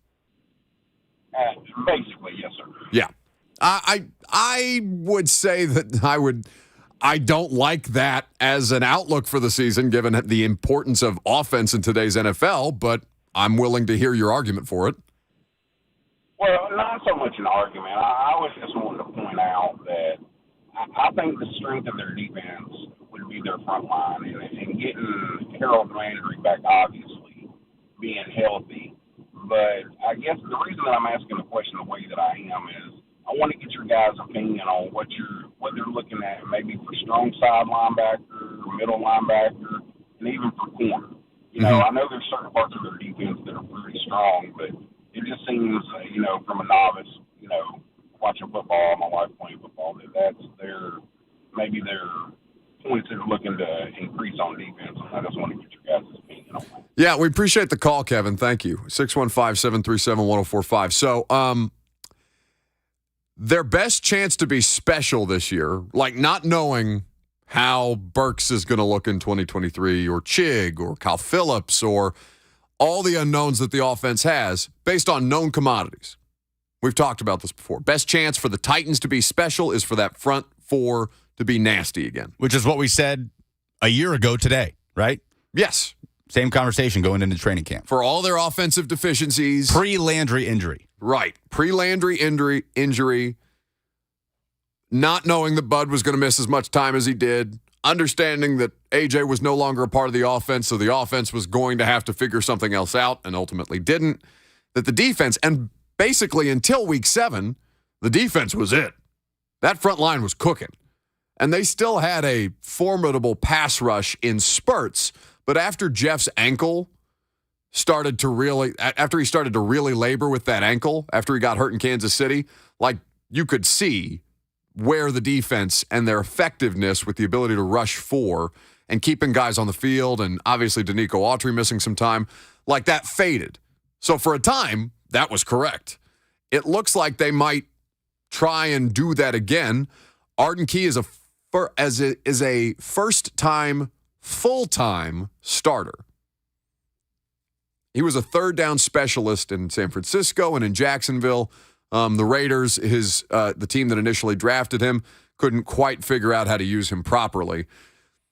Here he's projected to be a full-time starter for the first time out there on the edge. Their linebacking situation, there's a lot of new faces. They brought in a ton of inside linebacker depth. They brought in Azeez Al-Shaair, who is seeming like he's going to start. Monty Rice, has the opportunity to be that second starting inside linebacker in their base defense. When they're playing the nickel, it's probably going to be Alshire. Corner is where things get interesting, right? Because Christian Fulton just came back this last week, was just available for the first time last week. Contract year. Durability issues. He said and made comments to the effect of he's not concerned about his durability. He feels like he's taken the necessary steps in his training this offseason to address the concerns that were expressed by his head coach about, quote, unquote, repeat offenders. He is going to start at outside corner. I think Sean Murphy-Bunting is going to be the other outside corner. And I think Roger McCreary is going to be in the slot. Now, they've been, where Farley factors into this equation, whether Molden plays more safety than he does corner, how active Molden is in the dime versus the nickel, how much they switch those things around, how much one guy is in one role. Because we saw McCreary in their base defense play outside, and then when they shifted their dime, for example, he'd be a nickel. And I wonder if we see him slot, rather. I wonder if we see him sign a safety at some point. Yeah, no, you're going to see more bottom of the roster churn. And, in the same way that there's veterans out there right now who are just chilling, you'll probably see some additions in training camp if they don't feel like the safety depth is good enough behind Kevin Byard and Amani Hooker, because it's pretty unknown right now. They've got Josh Thompson, a special teamer. They've got an undrafted player that they seem to be, comfortable with, but training camp will expose or kind of flesh some of that out in a real meaningful way. And also you'll see roster cuts so you can continue to add other players. Let's get into some DeAndre Hopkins stuff, because it seems, based on the way that DeAndre Hopkins is being covered, that the NFL world wants him to land in a certain place. We'll talk about that coming up next.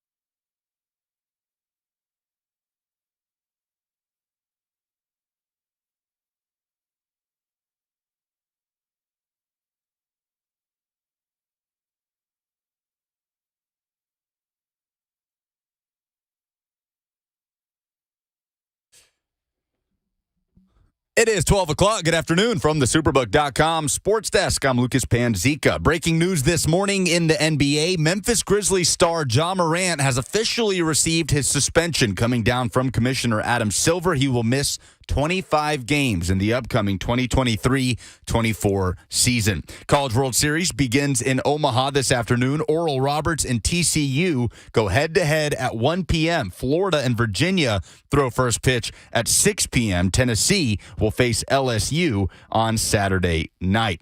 U.S. men's national team, after beating Mexico 3-0 last night in the Nations League semifinal, they'll face Canada in the final on Sunday, have officially announced the rehiring of head coach Greg Berhalter to lead the U.S. into the 2026 World Cup. U.S. Open second round has already started today. Ricky Fowler and Xander Schauffele finished the first round as co-leaders at 8 under. They are now tied for second as Wyndham Clark leads the way at 9 under through 7 holes today. Nashville Soccer Club returns to Geodis Park Saturday night to take on expansion side St. Louis, who leads the Western Conference. Nashville currently second in the East. Kickoff is at 7:30. Pregame coverage on The Zone starts at 7. For all your foundation repair and waterproofing needs, visit USSTN.com. Breaking news at once on your home for the Titans and Vols. This is 104.5 The Zone.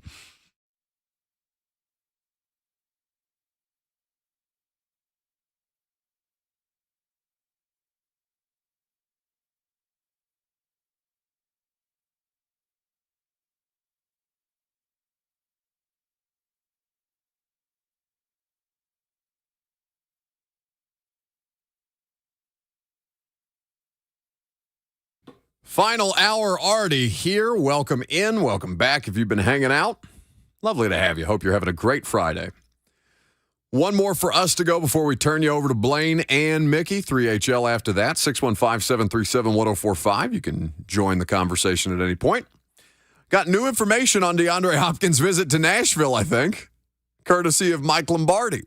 Is Lombardi doing work for a particular outlet at this point, other than being former NFL executive Mike Lombardi? Either way, he's on the Pat McAfee show. There's a clip of detailing some of the things that DeAndre Hopkins is looking for in a contract, as well as some details on his trip to Nashville. We'll play that for you here in just a moment. I think he founded something called The Daily Coach, a daily newsletter leveraging sports and organizational leadership lessons to help you win your day. Oh, that sounds inspirational. Host a podcast. I think you should sign up for the Daily Coach. Why? What are you saying? I don't know. Maybe. Actually, I could not have been more proud of you. The idea that you were calling me, not just this morning trying to plan ahead for next week, but calling me last night trying to plan ahead, doing the things that a very diligent and... I did not call you last night. Yes, you did. I did not call you last night. Yes, you did. I was on the phone with Bert. 2 nights ago. Oh, okay. Well, same thing at this point. All these things bleed together for me. I'm just trying to get through a work day at this point. Either way, 615-737-1045 is how you jump in. So, Hopkins, where does the NFL world want him to land? It doesn't feel like here, does it? You remember this with Julio, where Julio and the Titans weren't really being discussed as a real landing spot by Other anybody than here.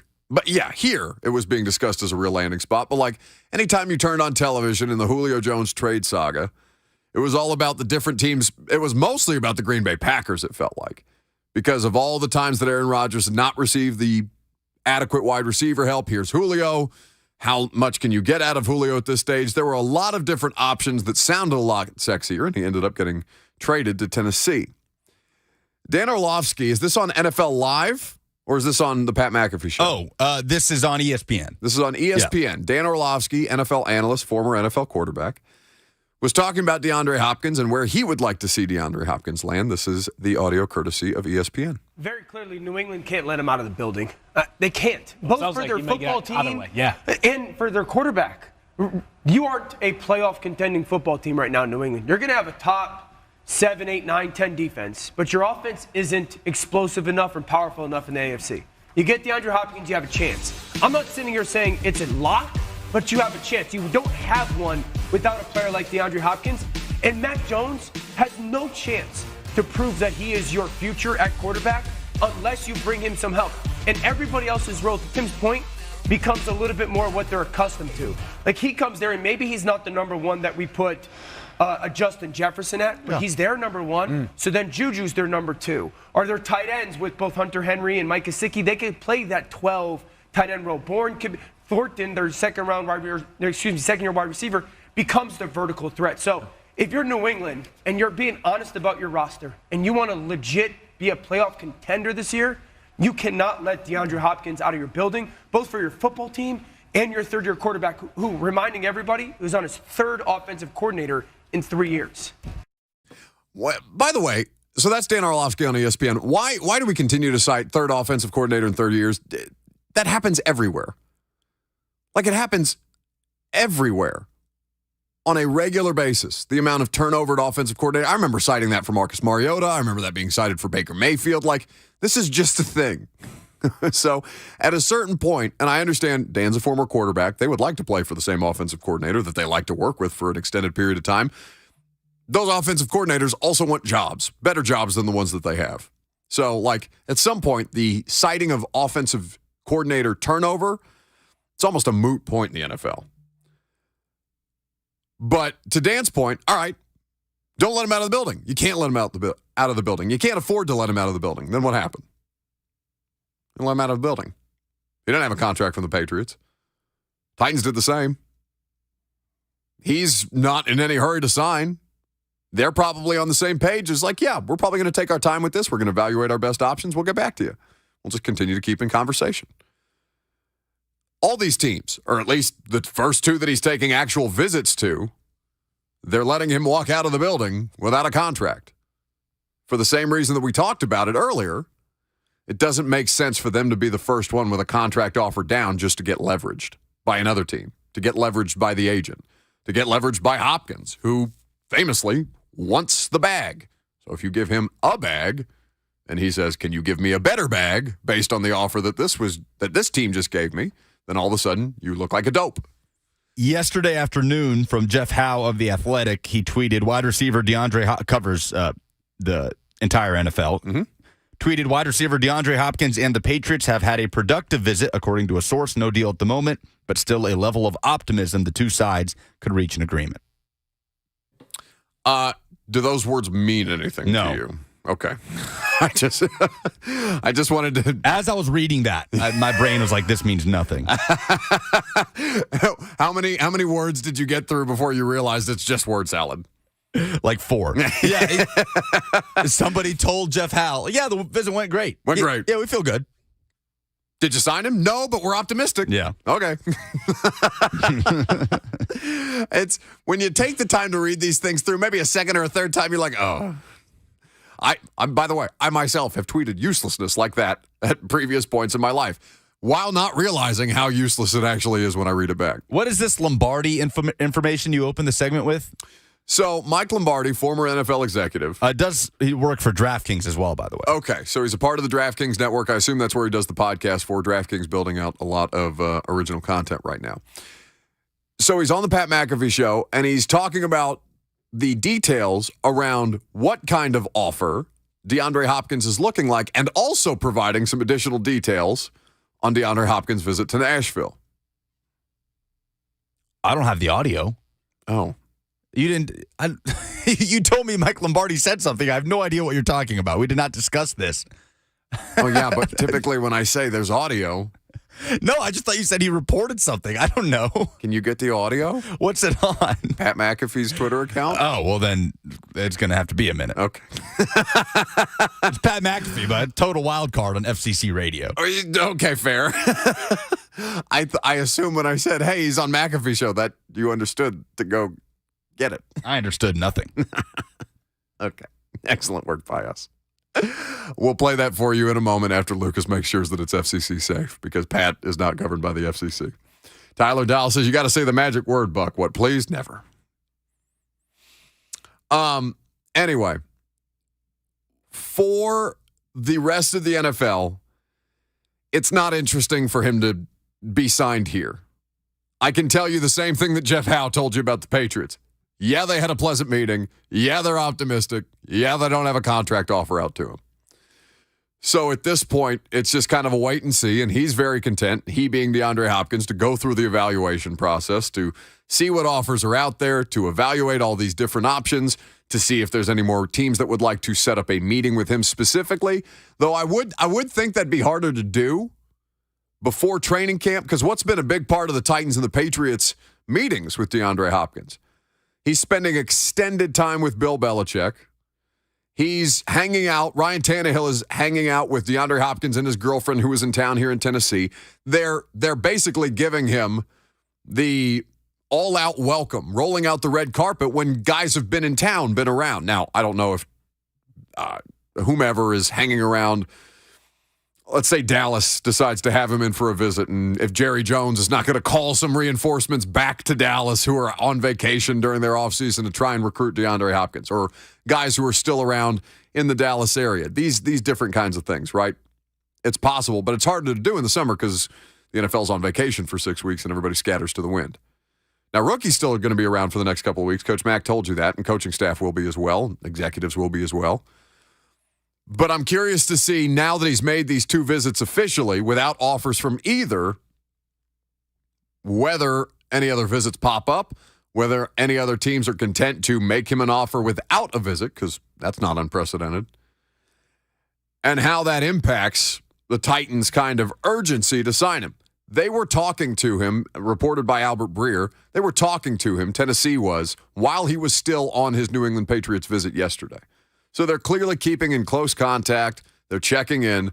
They're keeping, continuing to check the temperature of the situation while trying to figure out, all right, who is going to make that next offer? Who's going to jump into this thing that we're not expecting? And how might our offer match up with theirs?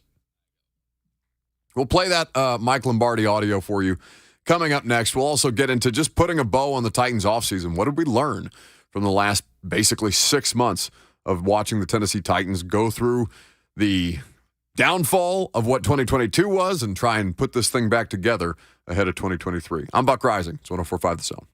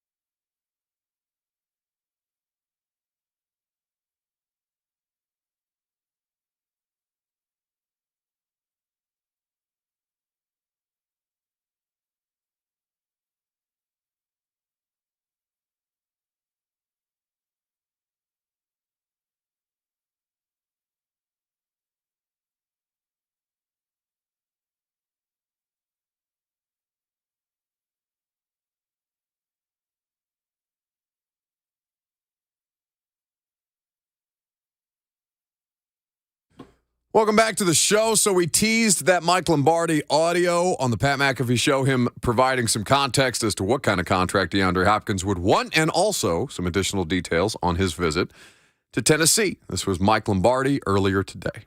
There was boots on the ground in New England by DeAndre Hopkins. D-Hop went up to New England. Now, he went to Tennessee. He saw Tim McGraw. Yep. He was in a Sprinter van with his jersey, welcomed him to town. Cool. Him and Vrabel put boxing gloves on and punch each other in the face. Spar. It was just like a great trip. He gets out of that building. I go, whoa, let a guy out of the building. What does that mean? Then, all of a sudden, he's going up to New England. He gets out of that building as well, even though him and Bill Belichick reportedly met one-on-one at the end of the visit. Well, I would assume he would meet one-on-one with Bill Belichick, but that was kind of stated that they probably laid out expectations, and we don't know if he has any other visits. What do you think happened with D-Hop going to New England? And is it normal for guys to get out of the building and just kind of reassess after a visit in this particular type of situation? Well, we know this. Everybody's on vacation, so there's no urgency on D. Hopkins' part. I do know this. He's looking for a contract similar to what Odell Beckham got, which is $15 million with the potential to go to $17 million if he hits some incentives on a one-year deal. Will he take less? I don't know. I think that's partly the reason why he left Tennessee. I know Tennessee wined and dined him, Pat. They did a tremendous job. Hell yeah. The problem is, if you're wine and dining somebody, don't fly them on Southwest. I think you got to put them on a first. Whoa! They're building that new stadium. That could set the visit off on the wrong foot, if you will. Nothing against Southwest. Look, I fly it all the time. There's a lot against Southwest. I mean, there's a lot good but for if Southwest. You're flying, if you're recruiting, I would not do that. Put that in a note. Make sure you make that. So they flew him on Southwest. Is that enough? If you're DeAndre Hopkins, is that enough to break the deal? How dare you? Do you think they gave him A1 through 15? I hope so. They would have to. Now, I am a big proponent of Southwest. Southwest is the only thing that makes it possible for me to do this radio show on a Monday during football season. I'm not a big Southwest guy. Well, I know every time, without fail, that I can be there for the first flight out on a Monday morning of any airport damn near in the country and make it back to Nashville for the radio show without delay. Yeah, Southwest doesn't really have any reputation or any history of problems first or flight cancellations, right? Nothing can go wrong if you're the first flight out. You're not sensing the sarcasm in my voice there on I the sense disaster the sarcasm heavily over the holidays. I am saying to you that if you are the first flight out, those problems are largely avoidable. Now, I understand that not everybody is as comfortable as I am waking up at 3:30 to catch a flight. And that the necessity of me getting back here for a Monday morning radio show from whatever NFL city I'm working in on that Sunday prior is a big reason why I'm a proponent of Southwest. No free ads. But I could understand why on a free agent visit, you might consider a little better of a situation than Southwest, even if it is the vaunted A1 through 15. The immediate boarding. I saw some people tweeting us, he was on my flight into Nashville the other day, or out of Nashville the other day. Really? Yeah, we got a couple tweets about it. What was the flight? Like what airline? Now we got to know. Out of Nashville, but what flight took him to New England? Now we got to know those details. I don't know those details. We got to go tit for tat here.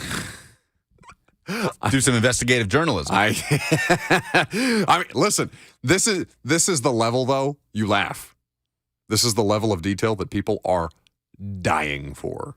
Buddy, you're talking to not only me, but an entire audience that is used to plane tracking for college football head coaching searches. No, I understand. Like we're all on the same page here. I understand, but in the absence of anything at all happening in the world of the NFL, this has become the thing that we all have spent entirely too much time paying attention to, because it's the only thing.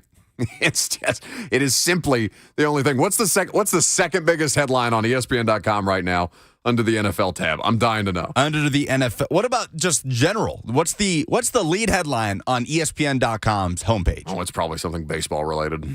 I would imagine. There's nothing else going on right now. Let me look at the second. So, do you want me to guess the ESPN.com headline? Yeah, what do you think is the number one story on ESPN.com's homepage? Not the NFL page, the homepage. Right now? Right now. Oh, I saw that story that Conor McGregor is getting investigated by the Miami Heat for a an assault situation with a woman at the game. And at the game after assaulting the mascot. Not for putting the mascot in the hospital, but for a different circumstance. U.S. Open, that makes sense. U.S. Open is the main story. Missed to the second round. Is McGregor 2? No, John Morant. Which also makes sense. Yeah. Wyndham Clark, by the way, 9 under, leading the U.S. Open. Ricky Fowler and Xander Schauffele at 8 under will tee off later this afternoon in the 3 p.m. hour. But yeah, in the NFL tab of ESPN.com, it's a story about Bryce Young. Like an actual story or just like a origin story? David Newton origin story. David Newton wrote a story that Panthers' Bryce Young put his, quote, stamp on the locker room during OTAs. Okay, so the answer is there's nothing. The second is Chiefs' Mark title win with the Super Bowl rings. And the third is DeAndre Hopkins visiting the Patriots. Jason Welch says, Buck with disdain about Major League Baseball. It's not disdain. It's just we don't pay it. Lucas and I don't watch baseball. We don't feel like you are best served listening to baseball talk from us because we don't know anything about baseball. We will this weekend. College baseball is different. I'm talking about specifically Major League Baseball. I didn't know anything about that A's strike until like 3 days after the fact. That's a huge story in the sports world. Had no idea what was going on there. So, like I said, for baseball analysis, we're probably not your best outlet. The third story on ESPN's NFL tab is DeAndre Hopkins visits Patriots in no rush to sign, per source. It says free agent wide receiver DeAndre Hopkins visited with the New England Patriots Thursday, and barring an unexpected turn, both sides are now expected to take some time to assess their next steps. Wait, what? That's more ridiculous than the How tweet. Read that again. It says, from Mike, is it Rice or Reese? Reese. Mike Reese of ESPN. Barring an unexpected turn, both sides, referring to Hopkins and New England, are now expected to take some time to assess their next steps, according to a source familiar with the visit. He goes on to say, Hopkins has not been in a rush to sign with the team and has considered waiting until closer to training camp in late July to make a move, a source told Jeremy Fowler. Okay, so barring a turn of events that they're still taking time to consider their options, does that feel like any more of an update than the Jeff Howe one? And it probably sounds like I'm ripping Jeff Howe or Mike Reese. Like, that's something that it's entirely possible that I've tweeted about a different free agent in my life. Like, it sounds like an update, but it doesn't really give you much. But that's probably the latest information out there at this point. People are just so thirsty for there to be an update when there might not actually be one just yet. And I think that's the biggest frustration around this Hopkins thing. It's a huge story. He's a huge player in the landscape of the NFL. He's still going to be able to play at a high level. There's just not enough information to satisfy the thirst for information at this particular time where people want constant updates every time they refresh their Twitter feed. I just can't believe I can't believe they let him leave the building. They can't let him leave the building. They can't let him. Dan Orlovsky, Pat McAfee. So what's in common there? What's in common between those two? They're talking about that with the Patriots. Yeah, no, but former players are surprised that a free agent is making a visit and then being allowed to take other visits. Yeah. Also, but you haven't heard them saying that about the Tennessee Titans in talking about DeAndre Hopkins. No, they haven't. The Titans can't let him leave the building. Well, Florio did, but then Florio also said that they had a contract offer out to him, which they don't. Here's the thing, okay? In normal free agency, they're probably right. You don't let that dude leave the building. This is not a normal free agency. He is the free agent. There are multiple teams out there. It's not like if... 2 right now. Yeah, okay. It's not like a normal free agency situation where you're trying to grab like the legal tampering period, right? Where you're having that deal done right out the gate. So as soon as the league deadline hits, you're announcing those deals. Those deals are done. If your deal isn't announced, if you don't have a deal in place, then something's gone wrong with your contract situation. Those former players are speaking from the perspective of people who have been through or gotten close to the normal free agent process. This is not a normal free agent process. And that, I think, is the biggest disconnect between the way that people are getting antsy about the fact that he's being allowed to leave these two places without contract offers and not taking into consideration, no, that's what he wants to do. That's his preferred way of going about this at this point. AJ in the F&M Bank chat says, see, if I'm whining and dining a player, I'm bringing him in private, and if he doesn't sign, he leaves on Spirit. If he signs, he gets private again. The carrot and stick. That. I like that strategy. Well, Julio got a flight on the private jet. Now, Julio didn't have to be flown in for a visit. After they acquired him, yes. Yes, I'm sure if DeAndre Hopkins signs with the Titans, they will fly him in on a team plane. What, the 2 flights is too many, you think? For the owner of the private plane, for the Adam Strunk family? I don't know if they have the private plane booked this weekend. I don't know if they're going on vacation or what they're doing in the lives of billionaire NFL ownership groups. But, I would think if you're going to do it once, why not do it twice? Like, I don't think it's that deep. But then maybe you do set the precedent of when you're signing your next free agent, right? Somebody's going to come in and say, well, wait, D-Hop got the jet, don't I? It's kind of like the Kirk Herbstreit thing, right? The only person reportedly who gets use of the private plane at Disney and at ESPN is Kirk Herbstreit because he's flying all over the place doing entirely too many football games on a regular basis, doing college game day in the morning and the biggest college football game that night, then doing Thursday night football prior to that now. Why didn't I get the jet? Let's move on. So what do you want? How do you want us to deal with the Hopkins thing? When there's news, we'll talk about the news. But right now, there's just precious little information out there. Now, the next time that we're going to do the radio show is Tuesday because we're off collectively as a station Monday. We'll be on Monday. What? We just won't be in studio.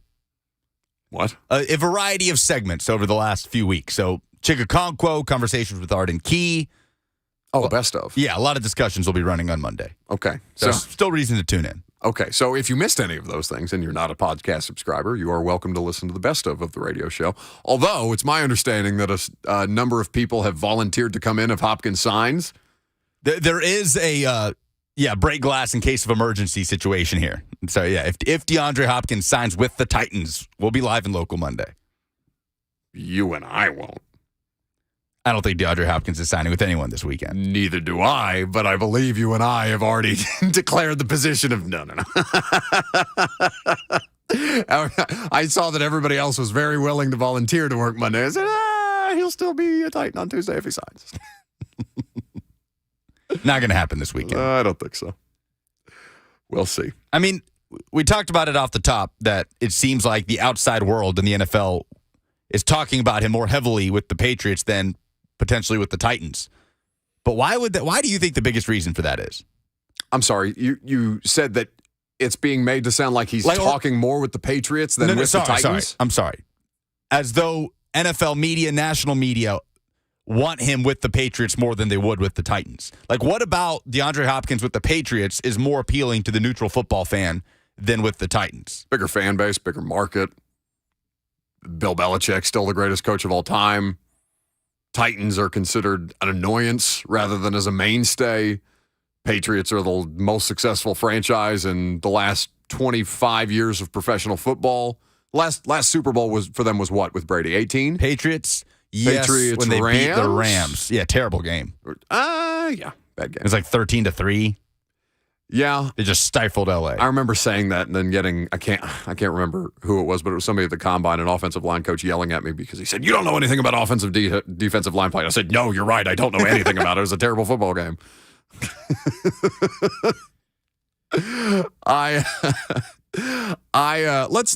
Let's put a cap on the Hopkins stuff for now. Can we?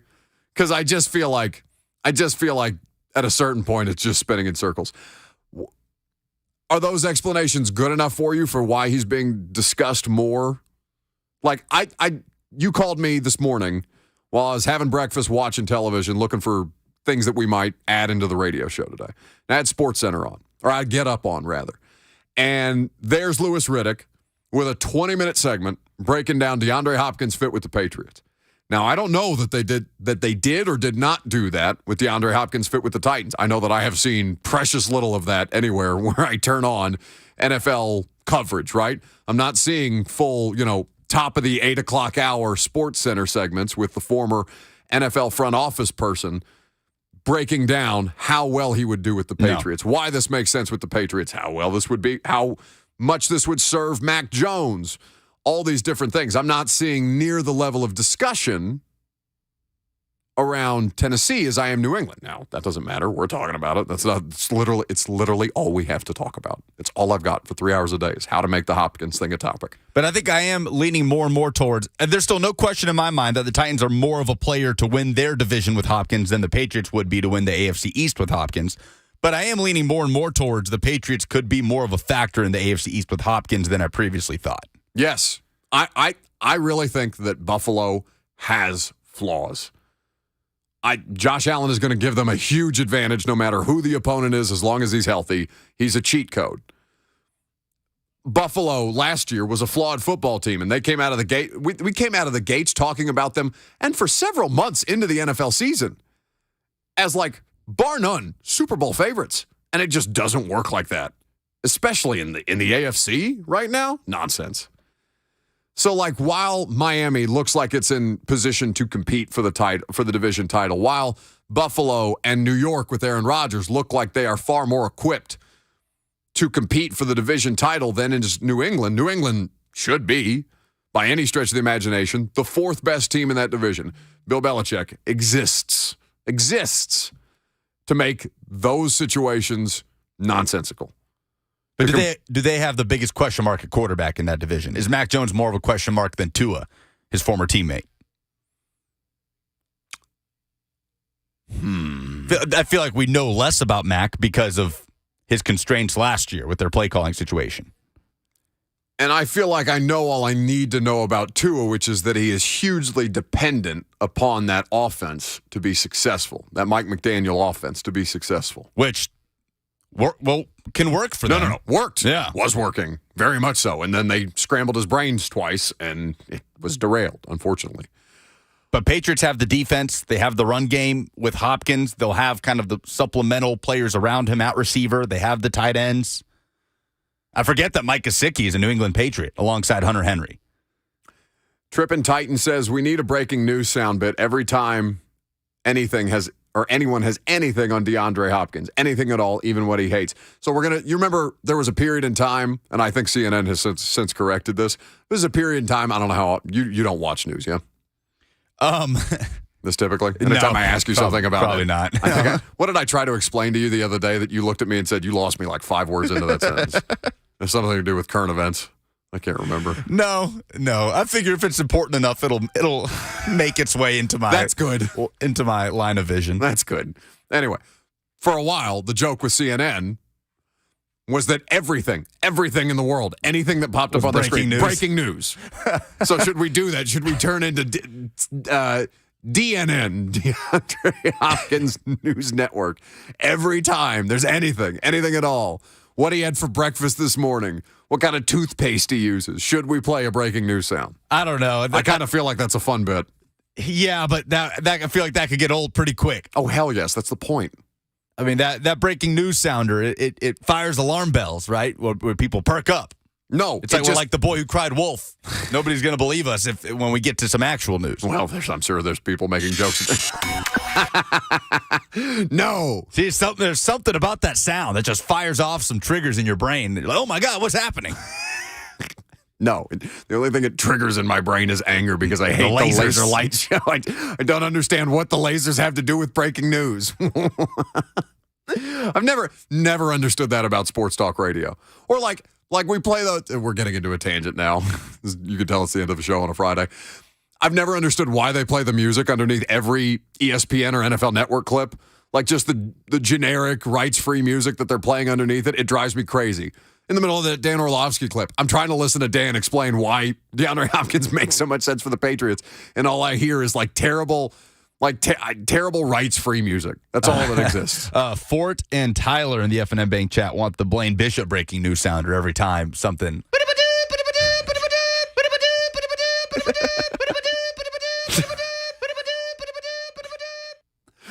I love that sound. We've just found our way to get through summer. You know what?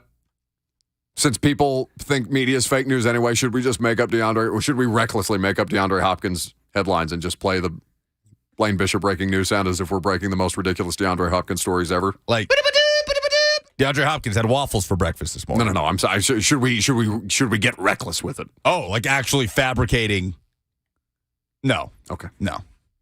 Just waffles. That's not. All right.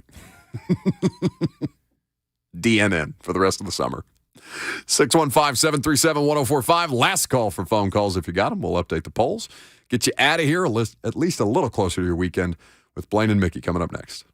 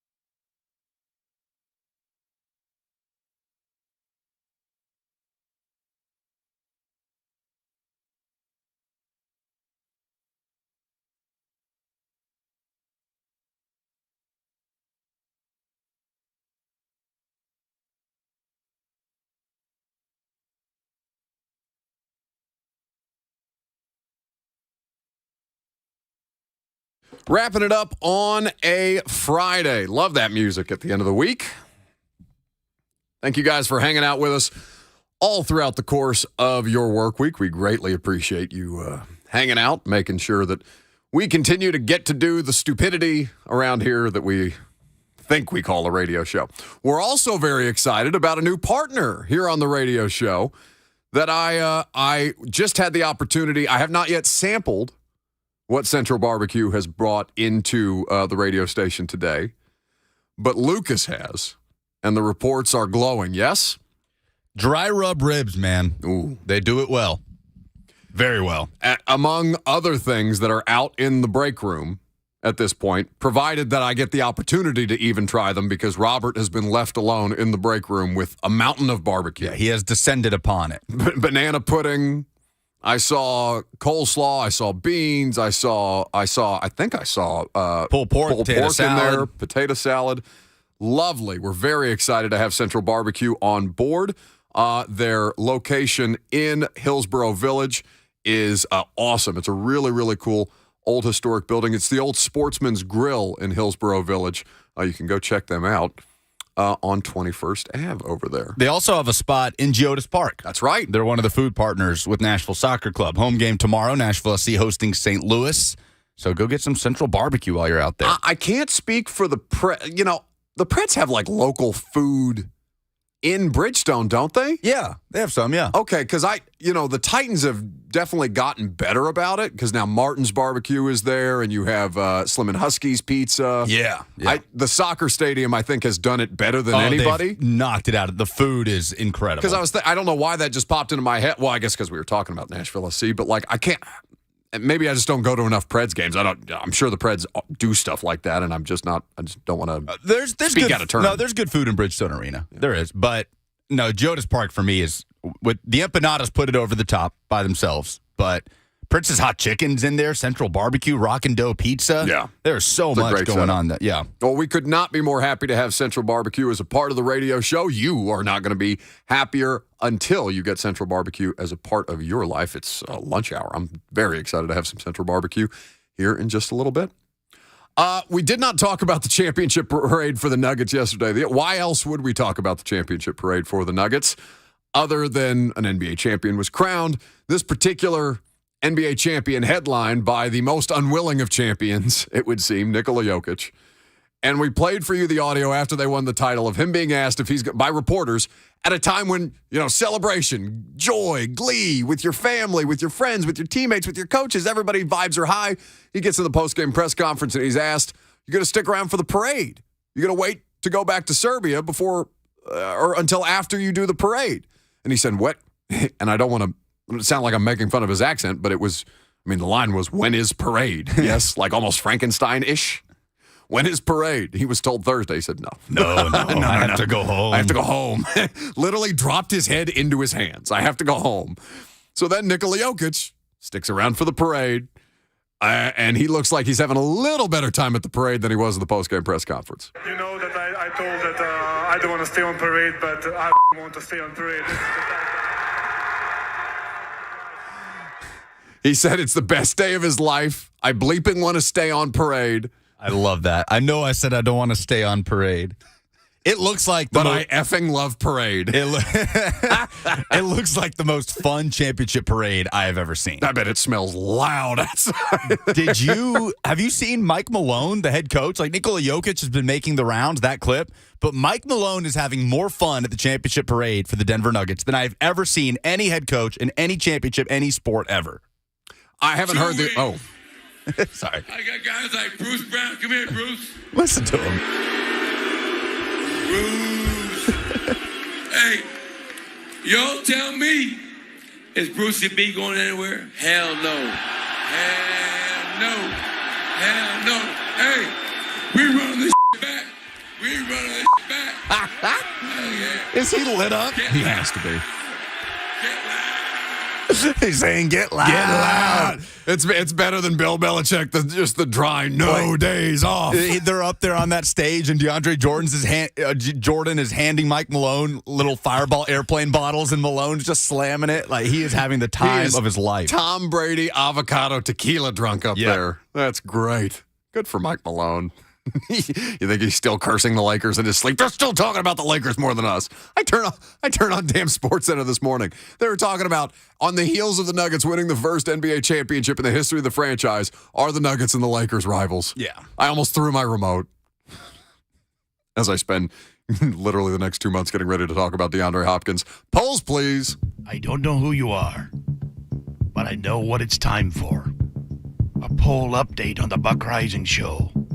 Here's a young man with a very particular set of skills.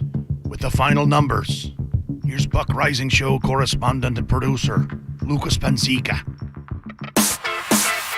Presented by Two Rivers Ford, who sells below MSRP on any non-specialty new Ford.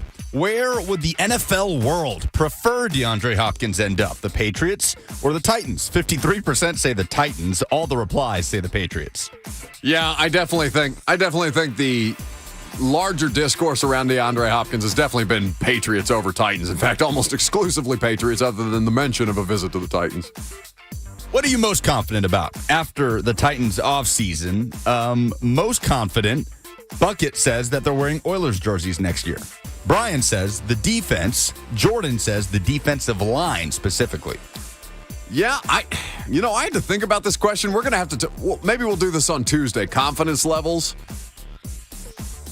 I don't know that there's a singular thing that I'm most confident in that I wasn't already confident in about them heading into the offseason. The thing that I am most confident in is that I think Mike Vrabel makes better decisions more often than not than a lot of NFL coaches, and that I largely trust that he's going to put them in a decent position this year. Beyond that, I don't think I trust much about the roster still. What are you least confident about after the Titans offseason? Jordan says the secondary. Michael says wide receiver depth. George says whether the pass defense will really be improved with unknowns concerning Arden Key as a featured pass rusher. Landry's ability to produce post-ACL injury and the inexperienced DB room. Yeah, it's definitely that. I honestly think the thing I'm least confident about is that the defense is going to be like the kind of great that people are expecting them to be. I think there's a lot of things that can be picked apart on that defense. We asked the question, what will John Morant's suspension be, like minutes before the news broke. Brian guessed 20 to 30 games. It ended up being 25. I mean, he couldn't get 30. 30 is what they just gave Miles Bridges for domestic violence. That, and you can debate how big a difference a 5-game difference is, but still. But either way, loses the opportunity for a Supermax contract. Which is huge, given the kind of money that's being dealt out on those Supermax deals. Boston currently having to work through that with Jaylen Brown. How do you rate Tennessee baseball's chances of winning the College World Series? Jimmy says, as good as any in the tournament. The great thing about baseball is everybody can have an off day. I think that's the right assessment. I mean, Ole Miss, the latest champion, is evidence of that. I think you've seen that going back basically every year of the College World Series. There are some favorites who come through in stride, but baseball doesn't really play to favorites quite that way. Big challenge tomorrow, playing LSU. And if they do get past LSU, a very strong chance of facing the number 1 overall seed, Wake Forest, on Sunday. So the path, obviously, not going to be easy for Tennessee. We'll see if Andrew Lindsey does get the start on the hill in Game 1 like he has been recently for the Vols. We should have put out a poll about advice for Bonnaroo. I didn't even think about that. Yeah, best Bonnaroo advice. I mean, it's different, though. Like, Bonnaroo advice for the entire weekend is one thing, but we're just going for the one day. We're going on Sunday. It's like going on vacation. I can do anything for 2 days, but anything more than 2 days, count me out. Yeah, we'll be there around midday on Sunday. Looking forward to it. Those are the polls. We hope to see you out there if you're hanging out at Bonnaroo on Sunday afternoon. That is the show. Blaine and Mickey are up next. I'm going to be on with them in the 2 o'clock hour. So if you didn't get enough of me here, don't worry. Got a little more to go on this Friday. Have a great weekend. No prime time on Sunday. No radio show on Monday. I'll touch base with you after the long weekend.